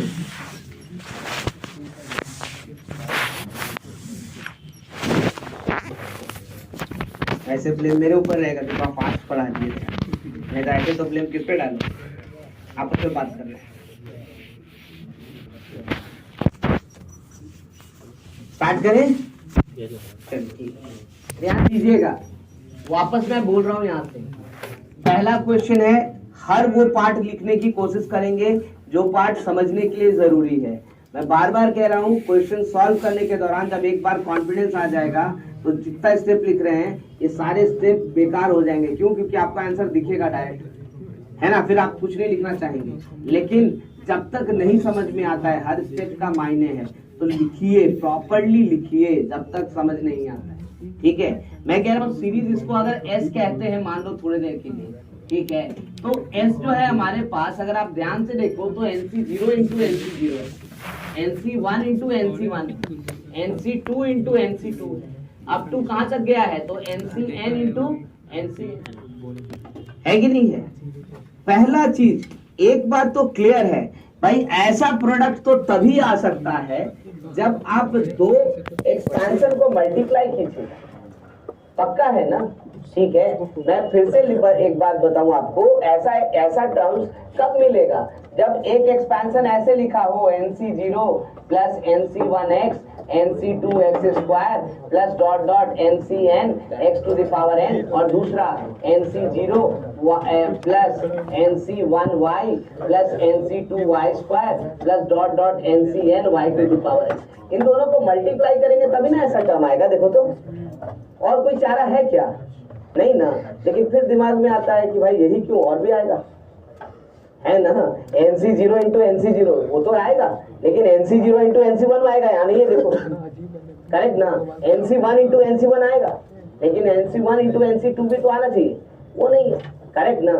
तो भाई एक बात तो क्लियर है कि इस तरह का दो एक्सपेंशन के प्रोडक्ट का ये टर्म है ना। और अगर आपसे पूछा है तो इसका मतलब इन सारे टर्म्स के पीछे एक कॉमन प्रॉपर्टी लगा होगा, है ना। और प्रॉपर्टी का मतलब यहाँ क्या हुआ, तो ये किसी एक पर्टिकुलर टर्म का कोएफिशिएंट होगा, है ना। यहाँ बहुत सारे टर्म आएगा ना, ये किसी एक पर्टिकुलर टर्म का कोएफिशिएंट होगा, ठीक है। भाई वो पता चल जाए कि किसका कोएफिशिएंट है और किसके एक्सपेंशन में है, तो हमारा काम खत्म नहीं हो जाएगा, ठीक है। तो हमारा टारगेट वही है कि हम पहले तो ये पता करें कि ये दोनों एक्सपेंशन क्या है, कैसे लिखेंगे ये पता चले, ठीक है ना। जब ये पता चल जाएगा तो ये सब किसका कोएफिशिएंट है हम वो चेक कर लेंगे, चेक कर लिए तो आंसर निकल जाएगा, ठीक है। तो पहला बात कैसे चेक किया जाए उसकी बात करें, तो हमने कहा देखो ये जो दिख रहा है आपको, ये टर्म्स, ये दोनों है ना, ये हर जगह दिखेगा, यहाँ 1 1 यहाँ 2, इनके पास दो ही काम ये हो सकता है प्रॉपर्टी में। एक तो या तो दोनों का समेशन कांस्टेंट हो जाए सब तरफ, या तो दोनों का डिफरेंस, ठीक है। भाई दोनों में अलग काम करेंगे हम लोग, ध्यान रखिएगा। यहाँ देखो जरा सा, हम बात कर रहे हैं सम का और यहाँ बात कर रहे हैं डिफरेंस का, ठीक है। यहाँ सम 0 प्लस 0 कितना हुआ 0, और यहाँ डिफरेंस 0 माइनस 0 क्या हो गया, करेक्ट ना। यहाँ भी निकालते हैं, सम क्या हो जाएगा, तो 1 प्लस 1 2 और डिफरेंस 1 माइनस 1, कौन कांस्टेंट दिख रहा है, देखो तो सम या डिफरेंस, डिफरेंस हमको दिख रहा है, डिफरेंस 0 है यहाँ पे, यहाँ भी डिफरेंस 0 है, यहाँ भी डिफरेंस क्या है, यहाँ भी डिफरेंस क्या है, तो मतलब डिफरेंस कांस्टेंट है। पहला चीज तो ये चेक करो कि दोनों में से कौन कांस्टेंट है, दोनों में से एक कांस्टेंट तो होना ही होना है, तब हम निकाल पाएंगे, नहीं तो नहीं निकाल पाएंगे, ठीक है। अब अगर डिफरेंस कांस्टेंट आया है तो भाई हम दो एक्सपेंशंस लिखेंगे, एक इंक्रीजिंग पावर ऑफ एक्स में और एक डिक्रीजिंग पावर ऑफ, मतलब एक बढ़ता हुआ और एक घटता हुआ, तब ना एक पॉजिटिव है और एक निगेटिव है, तब ना दोनों ऐड कर रहे हैं हम लोग, ठीक है ना। और अगर सम कांस्टेंट आया तो क्या करेंगे, तो दोनों सेम नेचर का, या तो दोनों इंक्रीजिंग या तो दोनों ही डिक्रीजिंग, करेक्ट। अगर डिफरेंस आया तो दोनों का नेचर डिफरेंट होना चाहिए, तो डिफरेंट नेचर मतलब क्या, एक इंक्रीजिंग पावर एफ एक्स और एक है ना। और अगर सम सेम आया तो क्या होगा, दोनों या तो इंक्रीजिंग या तो दोनों। अब देखो जरा सा, तो भाई ये इस पार्ट को तो अलग कर दो, इसकी हमको जरूरत नहीं है, ये तो सिर्फ आपको समझाने के लिए कि भाई ऐसे ही आएगा ये सब टर्म। हम स्टार्ट करते हैं, हमें दिख गया कि डिफरेंस आर सेम, करेक्ट ना। तो डिफरेंस आर सेम, तो हम एक्सपेंशंस लिखेंगे, एक 1 plus x whole power n, यानी NC0 NC1x NC2x square plus NC3x cube plus dot dot NCn x to the power n। ये क्या देखो तो इंक्रीजिंग पावर ऑफ x है ना, करेक्ट। ये अब डिफरेंस है तो एक डिक्रीजिंग पावर ऑफ x चाहिए, तो कहां से उठाएंगे, तो ऐसे लिखेंगे x plus 1 whole power n। लो क्या कर दिया, नया कोई बात कर दी क्या, नहीं, लेकिन एक्सपेंशन अब डिक्रीजिंग में चलेगा, यानी पहला टर्म क्या होगा बताओ, NC0 x का पावर क्या, दूसरा टर्म क्या होगा बताओ, तीसरा टर्म NC2 x का पावर कितना, चौथा टर्म NC3 x का पावर n माइनस 3, और लास्ट वाला टर्म NCn और x का पावर क्या ठीक है ना। हमने ऐसा क्यों किया, क्योंकि डिफरेंस सेम था। अगर मान लो दोनों का सम सेम होता तो ये भी 1 प्लस एक्स होता, है ना, उससे ज्यादा हमको फर्क ही नहीं पड़ता है। अच्छा ये n है, ये भी n है, क्यों, क्योंकि पहला वाले में भी n है, दूसरे वाले में भी क्या है। अगर ये वैरी करता तो यहाँ भी वैरी करवाते, करेक्ट ना। एक मान लो तो n होता, एक m होता, तो यहाँ n लिखते हैं, यहाँ क्या लिखते हैं, वो हमारी मर्जी, किसको m और किसको n लिखे उससे कोई फर्क नहीं पड़ता, ठीक है। अब स्टार्ट करो, देखो कि ये जो सारे टर्म्स हैं इन दोनों को चेक करते हैं कि सब एक ही पावर ऑफ एक्स के कोएफिशिएंट होंगे, हमें बस निकाल के देखना है किसका है, करेक्ट ना। तो हम स्टार्ट करते चेक करना, कैसे चेक किया जाएगा? देखो रेड पेन से लिख रहे हैं, इसका मतलब ये सब सिर्फ चेक करने के लिए कर रहे हैं हम लोग, बार बार आंसर में नहीं लिखना है, ठीक है। तो यहाँ स्टार्ट कर रहे हैं हम किसको? तो हम यहाँ स्टार्ट कर रहे हैं 1 + x होल पावर n को, यहाँ लिख रहे हैं हम x + 1 होल पावर n को, और यहाँ पे लिख रहे हैं कोएफिशिएंट ऑफ x का पावर 1, ये लिख रहे हैं, बस इतनी सी बात है। स्टार्ट करते हैं यहाँ से। देखो पहला टर्म यहाँ से NC0, यहाँ भी क्या NC0, यहाँ क्या हो जाएगा? देखो तो यहाँ पे NC0 हो रहा है, यहाँ NC0 x पावर क्या हो रहा है? प्रोडक्ट क्या हो रहा है जरा बताओ? NC0 इंटू NC0 x का पावर कितना आ गया, है ना? तो NC0 इंटू NC0 किसका कोएफिशिएंट है? x to the power n का। चलो यहाँ से निकालते हैं नेक्स्ट टर्म, यहाँ से निकालते हैं NC1। देखो NC1 इंटू NC1, यहाँ से NC1 निकालते हैं, तो NC1 के साथ क्या आएगा? x, यहाँ NC1 के साथ क्या आएगा बताओ? x to power n minus, दोनों मल्टीप्लाई करें तो NC1 इंटू NC1 के साथ क्या हो गया? देखो तो कितना हो गया? x का पावर 1 ना, ठीक है। अच्छा नेक्स्ट एक और चेक करते हैं, यहाँ लेते हैं NC2, उसके साथ क्या आएगा? x²। यहाँ लेते हैं NC2, उसके साथ क्या आएगा? x का पावर। अब दोनों मल्टीप्लाई कर दो तो NC2 इंटू NC2 किसके साथ आ रहा है? देखो तो मतलब सब कुछ दिख रहा है कि ये सारा का सारा जो टर्म है वो किसका कोएफिशिएंट है? x to the power. बस इतना सा तो मतलब है, यानी जो आप s लिखे हो ये कोएफिशिएंट है किसका? x टू पावर n का। किसमें? तो इन दोनों के प्रोडक्ट में। अरे तो इन दोनों के प्रोडक्ट में है तो इन दोनों के प्रोडक्ट में भी होगा ना, होगा कि नहीं होगा? हम उसी का फायदा उठाएंगे, हम लोग लिखेंगे इसको। देखो क्या लिखेंगे,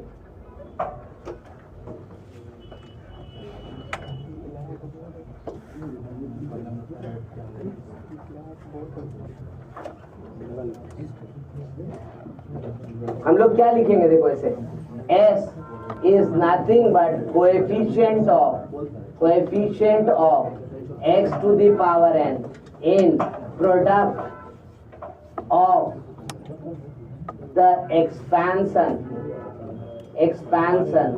of 1 + x whole power n और x + 1 होल पावर। सही लिखे? देखो तो गलत लिखे या सही लिखे? सही है ना, x पावर n का कोएफिशिएंट है किसमें? तो इन दोनों के एक्सपेंशन के प्रोडक्ट में, ठीक है। तो इसका मतलब तो इसको हम coefficient of x to the power n in product of 1 + x whole power n और x + 1 होल पावर n, ये भी लिख सकते हैं।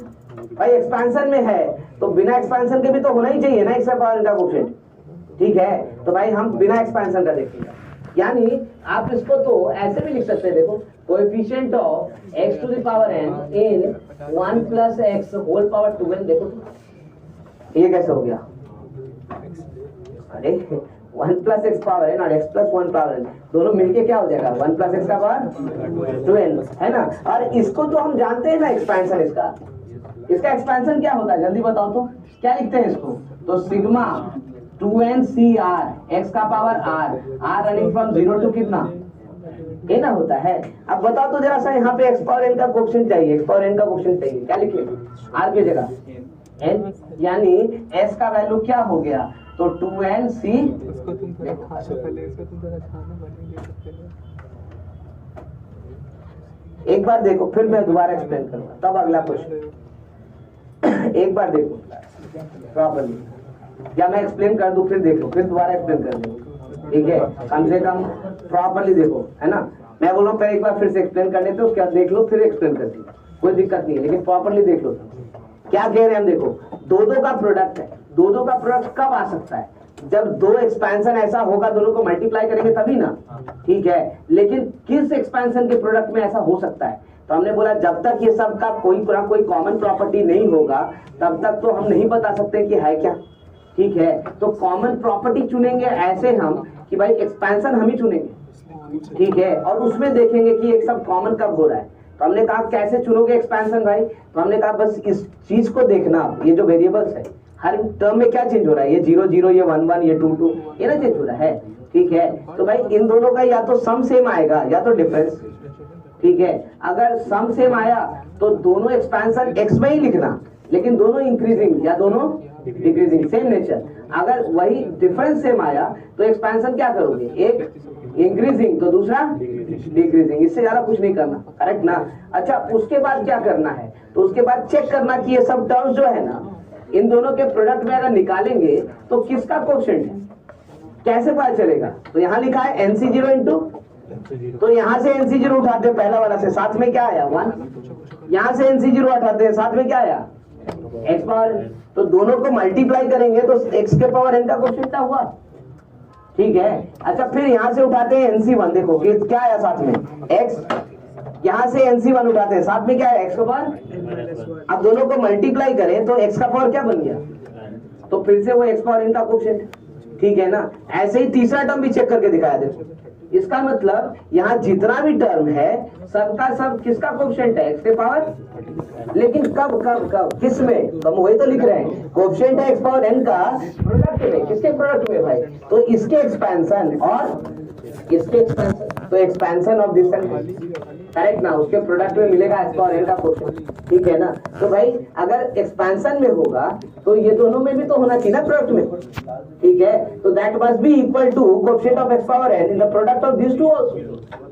भाई अगर एक्सपेंशन में होगा तो टर्म में भी तो होगा ना चाहिए ना, ठीक है ना। लेकिन इन दोनों के प्रोडक्ट को अगर ध्यान से देखा जाए तो दोनों तो सेम है, तो क्या होगा, पावर ऐड हो जाएगा, तो क्या लिख सकते हैं 1 + x होल पावर 2n, और उसके अंदर x का पावर n का जो कोएफिशिएंट होगा वो बिल्कुल x के बराबर ही होना चाहिए, डिफरेंट नहीं होगा, है ना।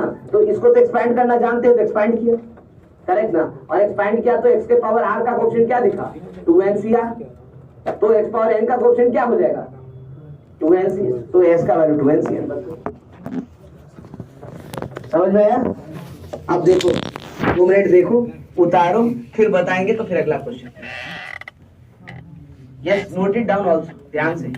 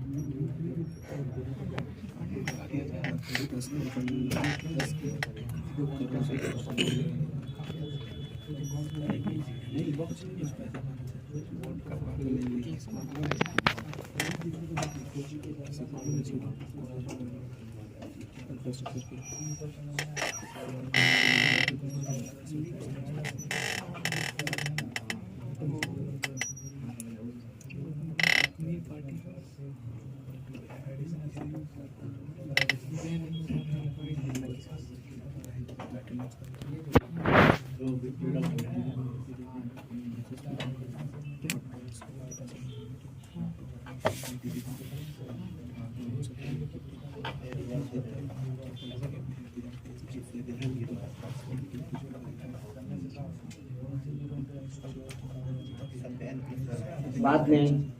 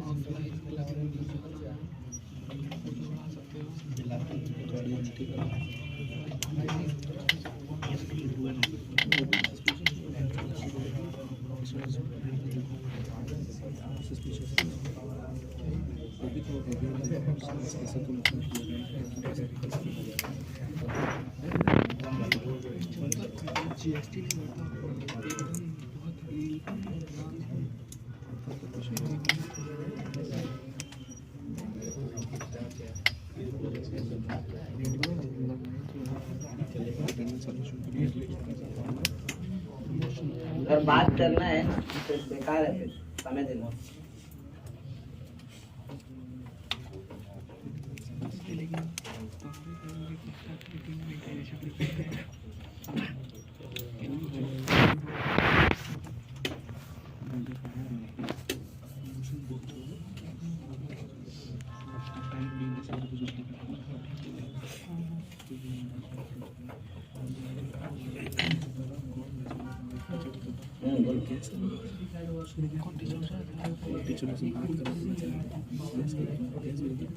एक्चुअली जब मल्टीप्लाई कर रहे हो तो x का पावर क्या होना चाहिए, ऐड होना चाहिए, करेक्ट ना।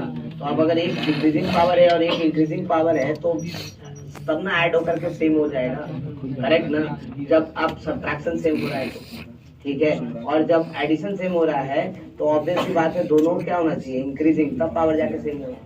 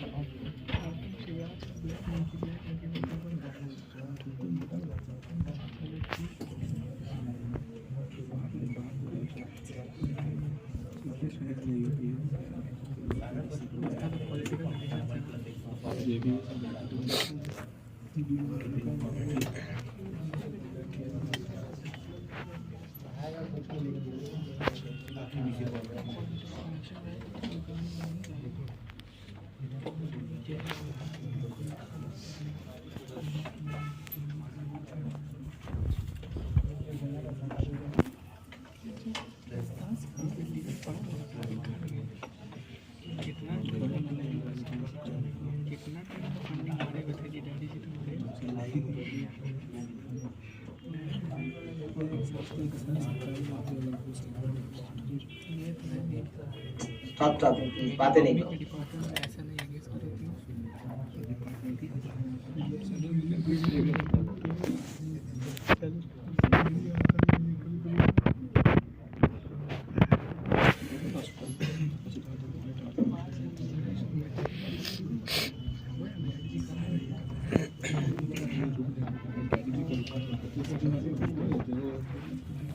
So I hope ये बात समझ में आया है। मैं एक बार फिर बोल दूं ताकि अगला क्वेश्चन मैं लिख सकूं, ठीक है। ध्यान से, इस तरह के जो क्वेश्चंस होते हैं जिसमें कि हर टर्म में दो बायनोमियल कोएफिशिएंट का प्रोडक्ट है, भाई 100% ये तभी ऑब्टेन्ड होगा जब दो एक्सपेंशन को प्रोडक्ट करेंगे, है ना। अब ये एक्सपेंशंस क्या हो, तो भाई ये डिसाइड करेगा कि कौन सा वैल्यू कांस्टेंट है, सम या डिफरेंस।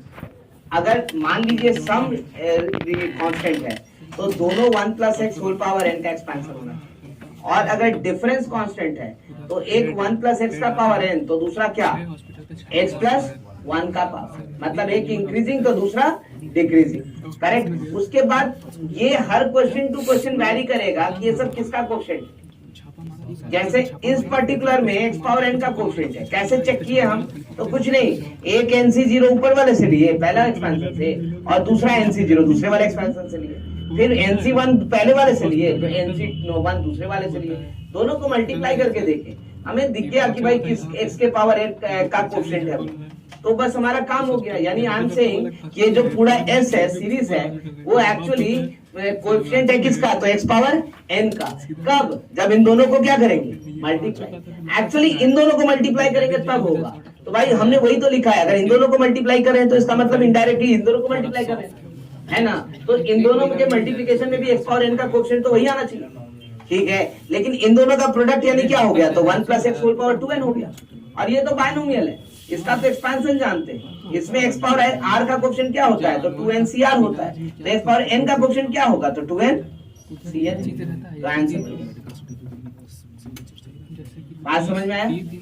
बहुत मिनिमम स्टेप है, आप अगर उसको प्रोसीड करेंगे तो अपने आप ही दिखेगा, ठीक है। हमें कुछ ज्यादा बोलने की जरूरत नहीं पड़ेगी।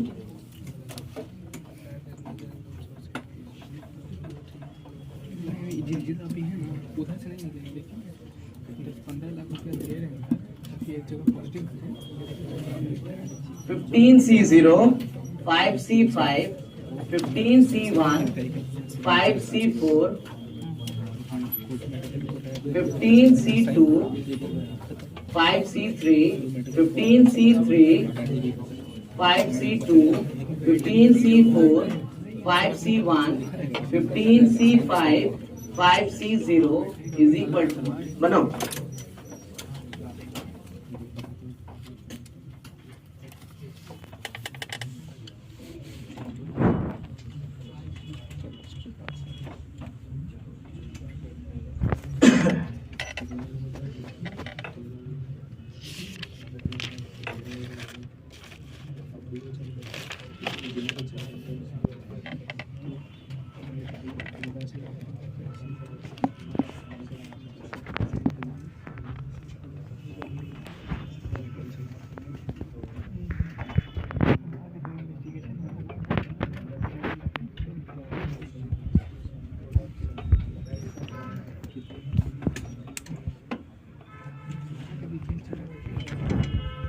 सबसे पहले इन दोनों का सम या डिफरेंस, वो एक्सपेंशन बता देगा। उसके बाद कोएफिशिएंट उसमें डिसाइड करो किसका है, आंसर निकालो।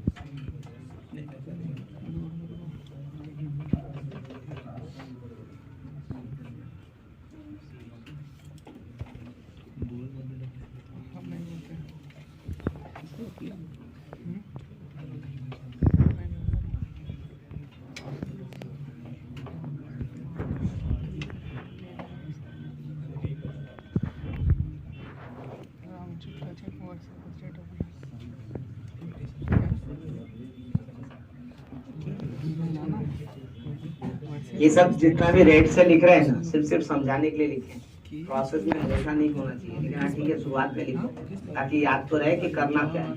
ये तो पता चला भूल ही गए कि क्या करना था। पहले 30-40 साल पहले प्रोजेक्ट बना रहे थे, इसका लाइफ इयर्स था।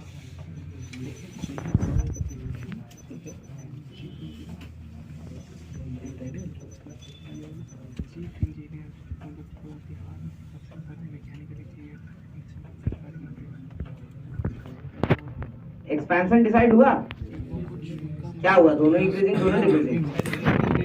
अच्छा, दोनों इंक्रीजिंग। या तो दोनों एक इंक्रीजिंग एक डिक्रीजिंग नहीं लेंगे, क्यों भाई? सम से।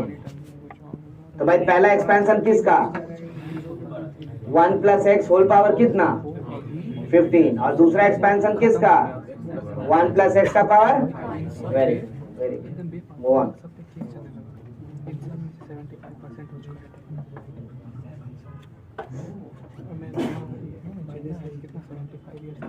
उधर 5 और 15 लिखा है, इधर NC0 NC1 लिखा है, बताओ। उधर 5 और 15 लिखा है पावर में, इधर NC0 NC1 का लिख रहा है। उसका मतलब नहीं है क्या? ऐसा गलती करे तो आगे तो दिखेगा ही नहीं, फिर क्या करेंगे? इसके बाद कैसे डिसाइड करता था? 20C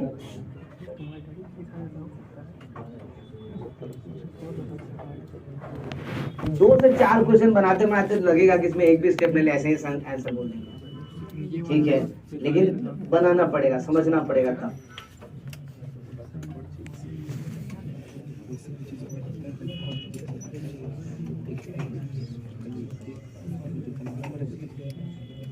एक्सपेंशन लिख दिया सब, तब फिर टर्म नहीं पता चला किसका कोएफिशिएंट है।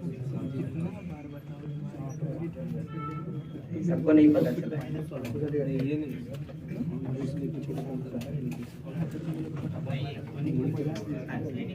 डिस्कशन से नहीं निकालना है, सबका अपना अपना निकलना चाहिए।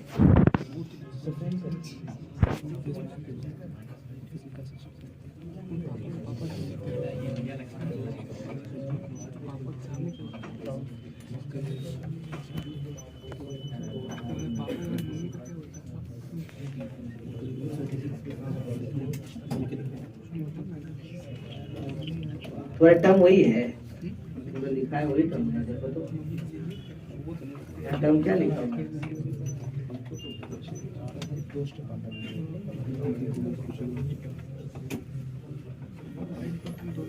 15C0 को किससे मल्टीप्लाई किया? 5 से 5 से ना? क्या देख रहा है नीचे निकाल करके?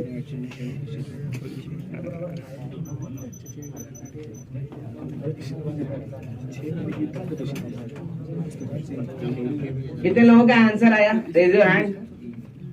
ओके, अब प्लीज थोड़ा सा साइलेंस, बाकी सब शुक्र नहीं। ओके,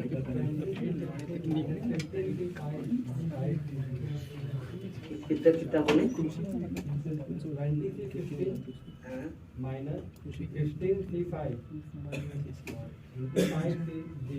गलत है।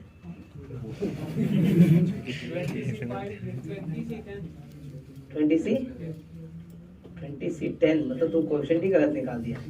20C5 हाँ ये ठीक है, 20C5 या 20C15 है ना, दोनों चलेगा। तो माइनस क्यों कर रहा है? माइनस क्यों कर रहा है? टर्म नहीं दिखा हुआ है क्या?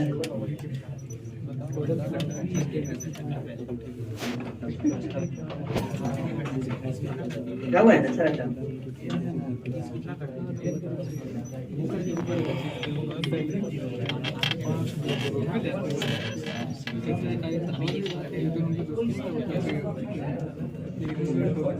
हाँ बस ठीक है, ठीक है। एक बार खुद से निकल जाएगा तो खुद ब खुद समझ में आ जाएगा। एंड आई होप कि अभी देखो बात बन, मैं उम्मीद कर रहा था कि ज्यादा से ज्यादा लोगों का पहला ही शॉट में निकल जाएगी, टेंशन नहीं हो। देखो फिर से एक बार देखो जरा ध्यान से, कहीं ना कहीं आप मिस्टेक कर रहे हो, इसके कारण गड़बड़ा रहे हो। यहाँ से देखो, सबसे पहला फैक्ट क्या चेक करना है, तो 0 + 5 = 5, 5 - 0 = 5। यहाँ से 1 + 4 = 5 और 4 - 1 = 3। सो ये कांस्टेंट है, देखो है ना। आगे भी चेक कर लो, यहाँ भी देख लो, 2 + 3 5, 3 + 2 5, 4 1 + 5, 5 + 0 है ना। तो सब में तो 5 आ ही रहा है, करेक्ट ना। तो इसका मतलब दोनों का सम सेम है, इसका मतलब एक्सपेंशन किसका किसका लेंगे, एक लेंगे 1 + x होल पावर 15, तब ना 15c 0, 15c 1, 15c 2 ये सब आएगा।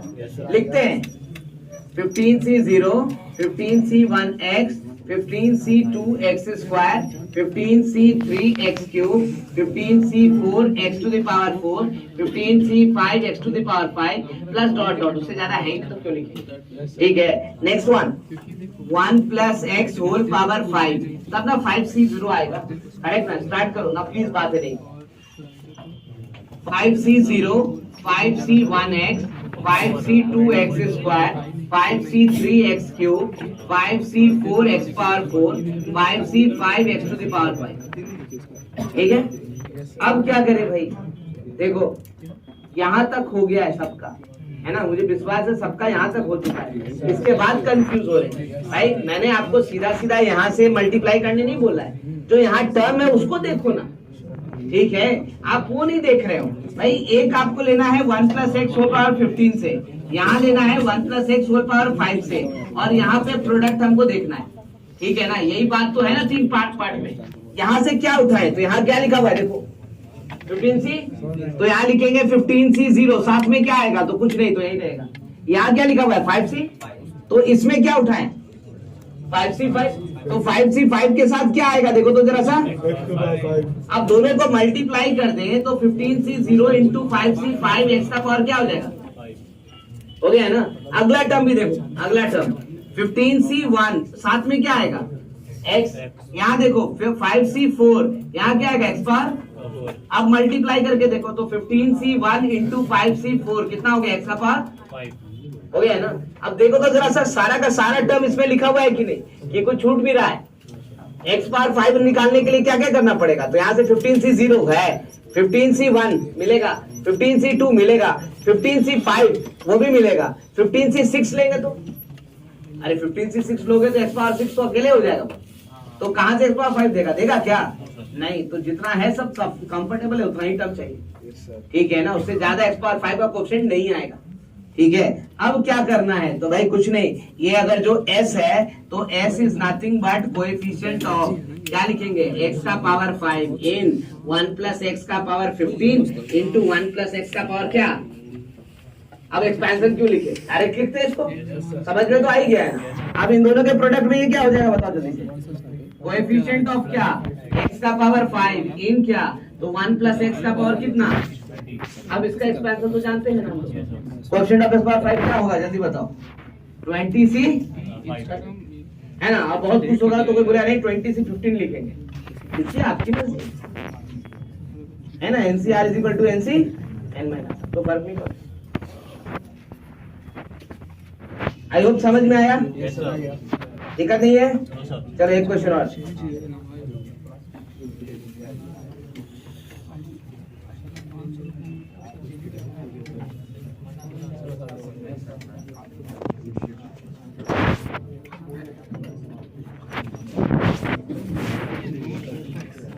अच्छा थोड़ा बात कम करो तब ना।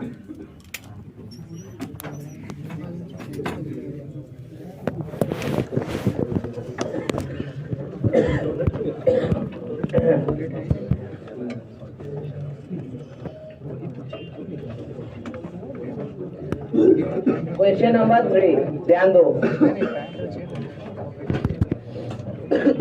Sigma r running from 0 to 15, 100 CR into 200C 150 plus R is equal to what? निकालो।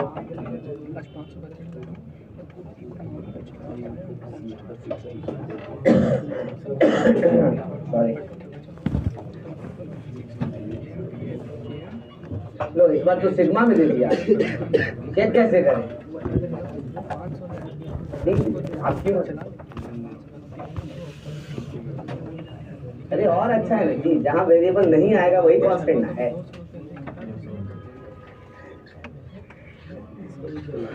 क्या तो पता नहीं, हम लेंगे बना कुछ नहीं बोलेंगे, सब छोटा छोटा बात तुम लोग अपने से करो।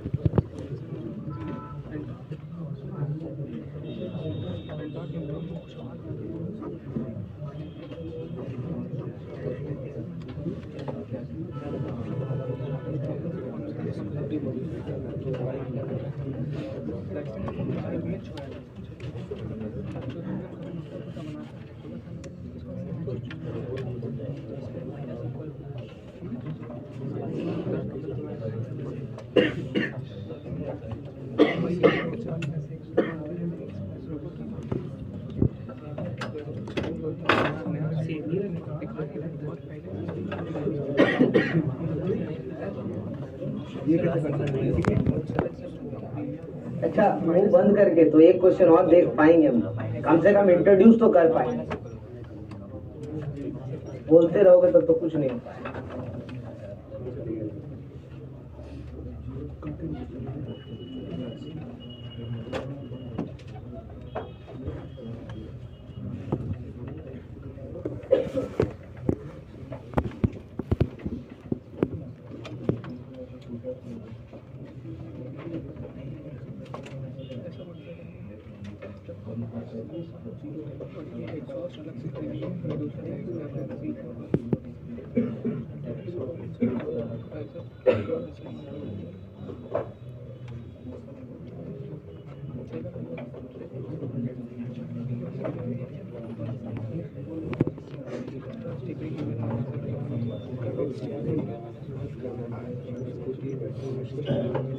पता चला कि किसका मतलब एक्सपेंशन दोनों क्या होगा। एक्सपेंशन पता चला सबको, तो फिर क्वेश्चन निकालिए किसका है।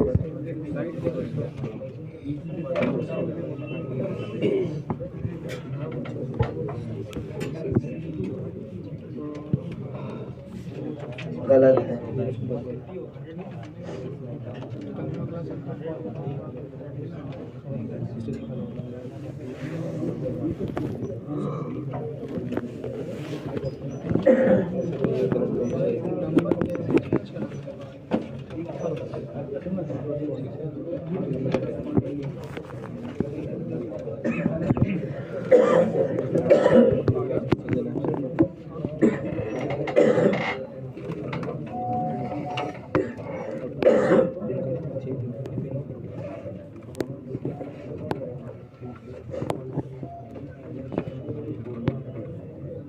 तब कोई भी आंसर नहीं बता पा रहे, बताओ।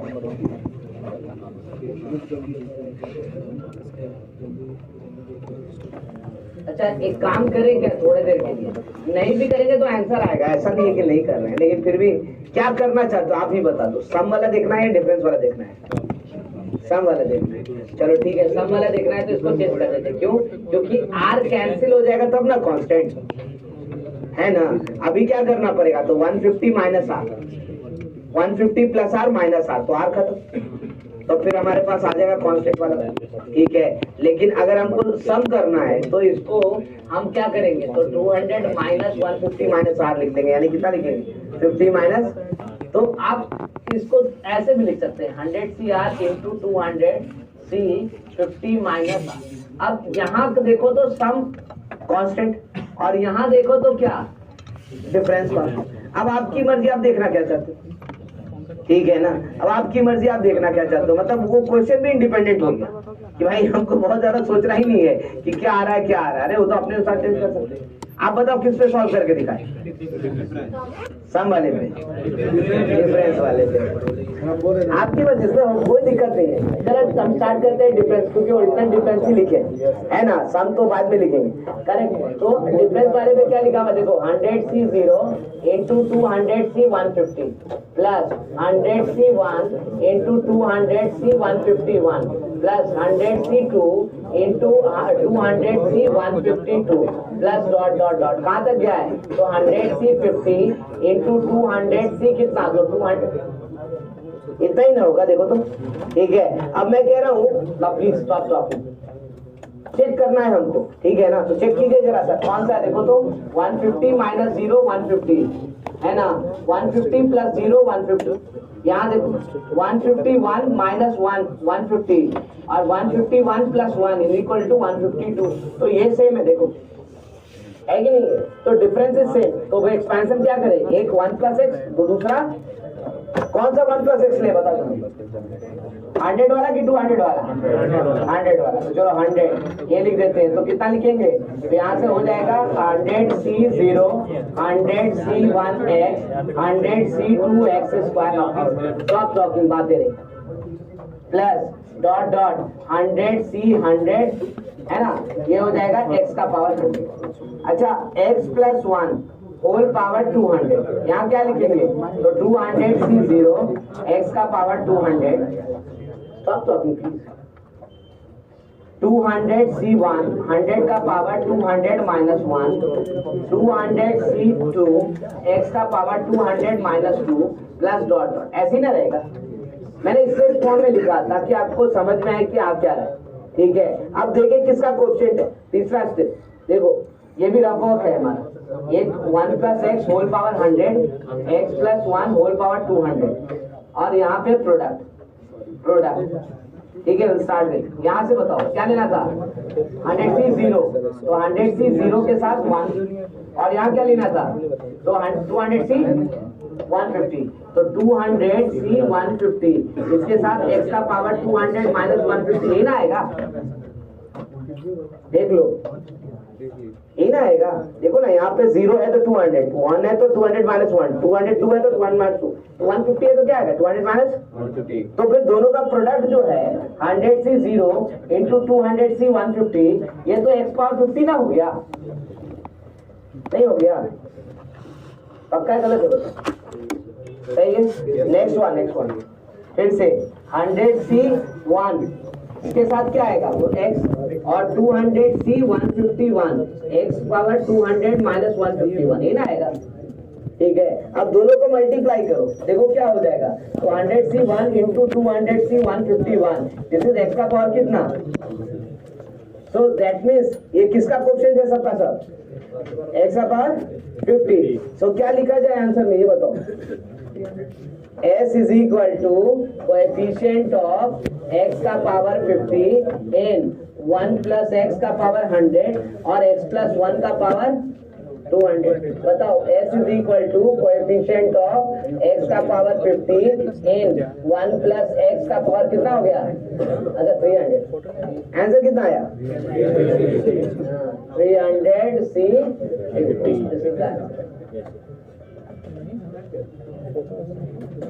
समझ में बात आया,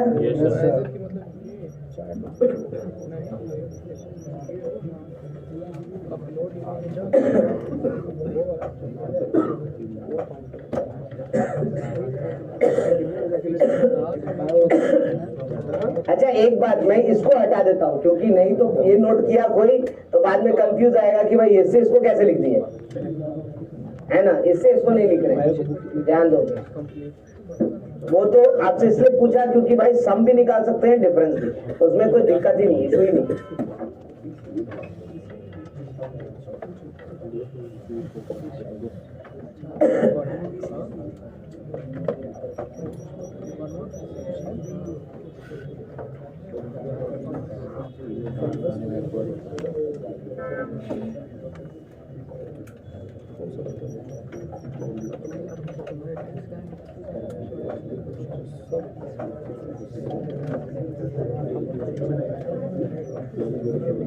Stop dropping, please.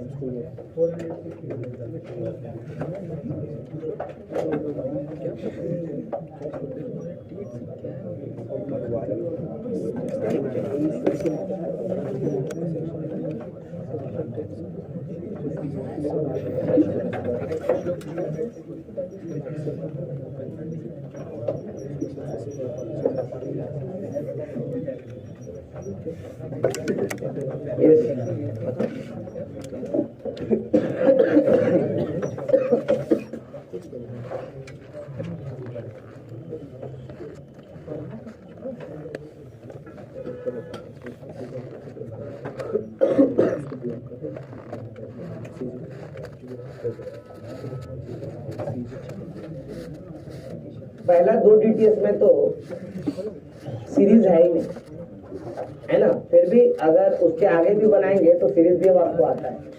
लेवल 1 में कोई क्वेश्चन आपको डिस्टर्ब नहीं करूंगा, अदर देन डबल सिग्मा। अगर होगा तो एक आध, नहीं तो जरूरत ही।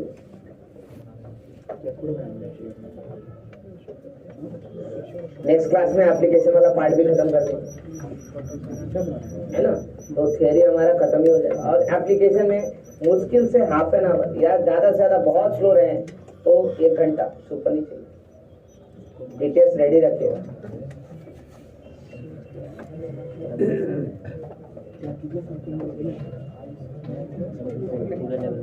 ये बताइए यहाँ दिक्कत क्या है? निकाल तो लेते, लेकिन प्रॉब्लम है साथ में ये 1 2 3, ये प्रॉब्लम है ना। तो पहला काम क्या करें, इसको हटाते। कैसे हटाएंगे? कैसे मिटा देंगे, हट जाएगा, है ना। सबसे आसान था, ठीक है। बट दूसरा तरीका भी सीखे थे हम लोग आज। क्या करेंगे, उसको सिग्मा के फॉर्म पे लिखो। RNCR आएगा ना, प्रॉपर्टी अप्लाई कर। R किस में कन्वर्ट हो जाएगा? N में। सिग्मा से बाहर, उसके बाद अपना मेथड लगा देंगे, ठीक है। तो पहले इसको सिग्मा में कन्वर्ट करो। सिग्मा में कन्वर्ट करते ही आपको नजर आएगा कि प्रॉपर्टी अप्लाई करके R बाहर कर सकते हैं। R बाहर हो गया तो फिर वही क्वेश्चन है, सिंपल जैसे हम लोग लिख रहे हैं, उससे ज्यादा कुछ भी।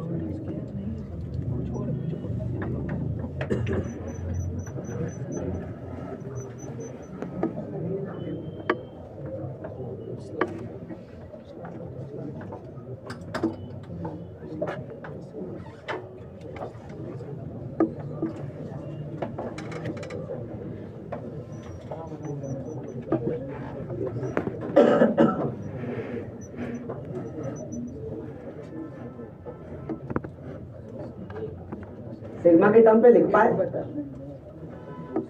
हालांकि टाइम तो नहीं है कि पूरा क्लास हम सॉल्व करके दिखाएंगे, इसलिए तो होमवर्क में जाएगा। लेकिन मैं खाली फैक्ट बता दूं ताकि होमवर्क में भी बना पाओ, और नहीं तो फिर नेक्स्ट क्लास तक रख के वेट करते रहना कि आएगा क्लास तो देख लेंगे कैसे सॉल्व होगा, है ना।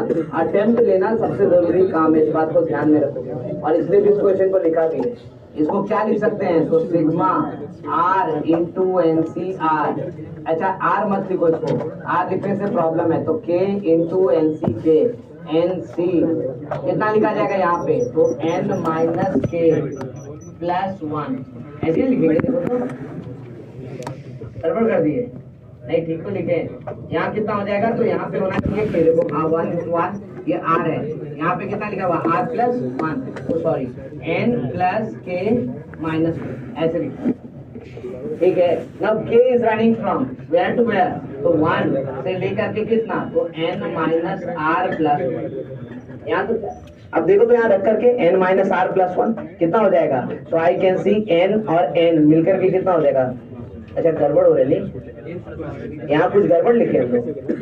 R प्लस लिखा, R प्लस की आप, ठीक है, ठीक है ना। तो K का वैल्यू जब लिखेंगे यहाँ पे N प्लस माइनस R, तो प्लस माइनस R कैंसिल हो जाएगा, प्लस 1 माइनस 1 कैंसिल हो जाएगा, CN आ जाएगा, ठीक है। तो it must be R plus K minus 1। किसको रिप्लेस किया जा सकता है प्रॉपर्टी की मदद से? इसको कर सकते हैं ना, ठीक है। तो इससे K किस में कन्वर्ट हो जाएगा? N में। तो सिग्मा से क्या हो जाएगा? उसके बाद तो अपना जनरल है ना, फिर बना सकते। अटेम्प्ट लेके रखिए, नेक्स्ट क्लास में देखेंगे। लेकिन ध्यान रहे डीटीएस कम से कम 2 रेडी रहना चाहिए।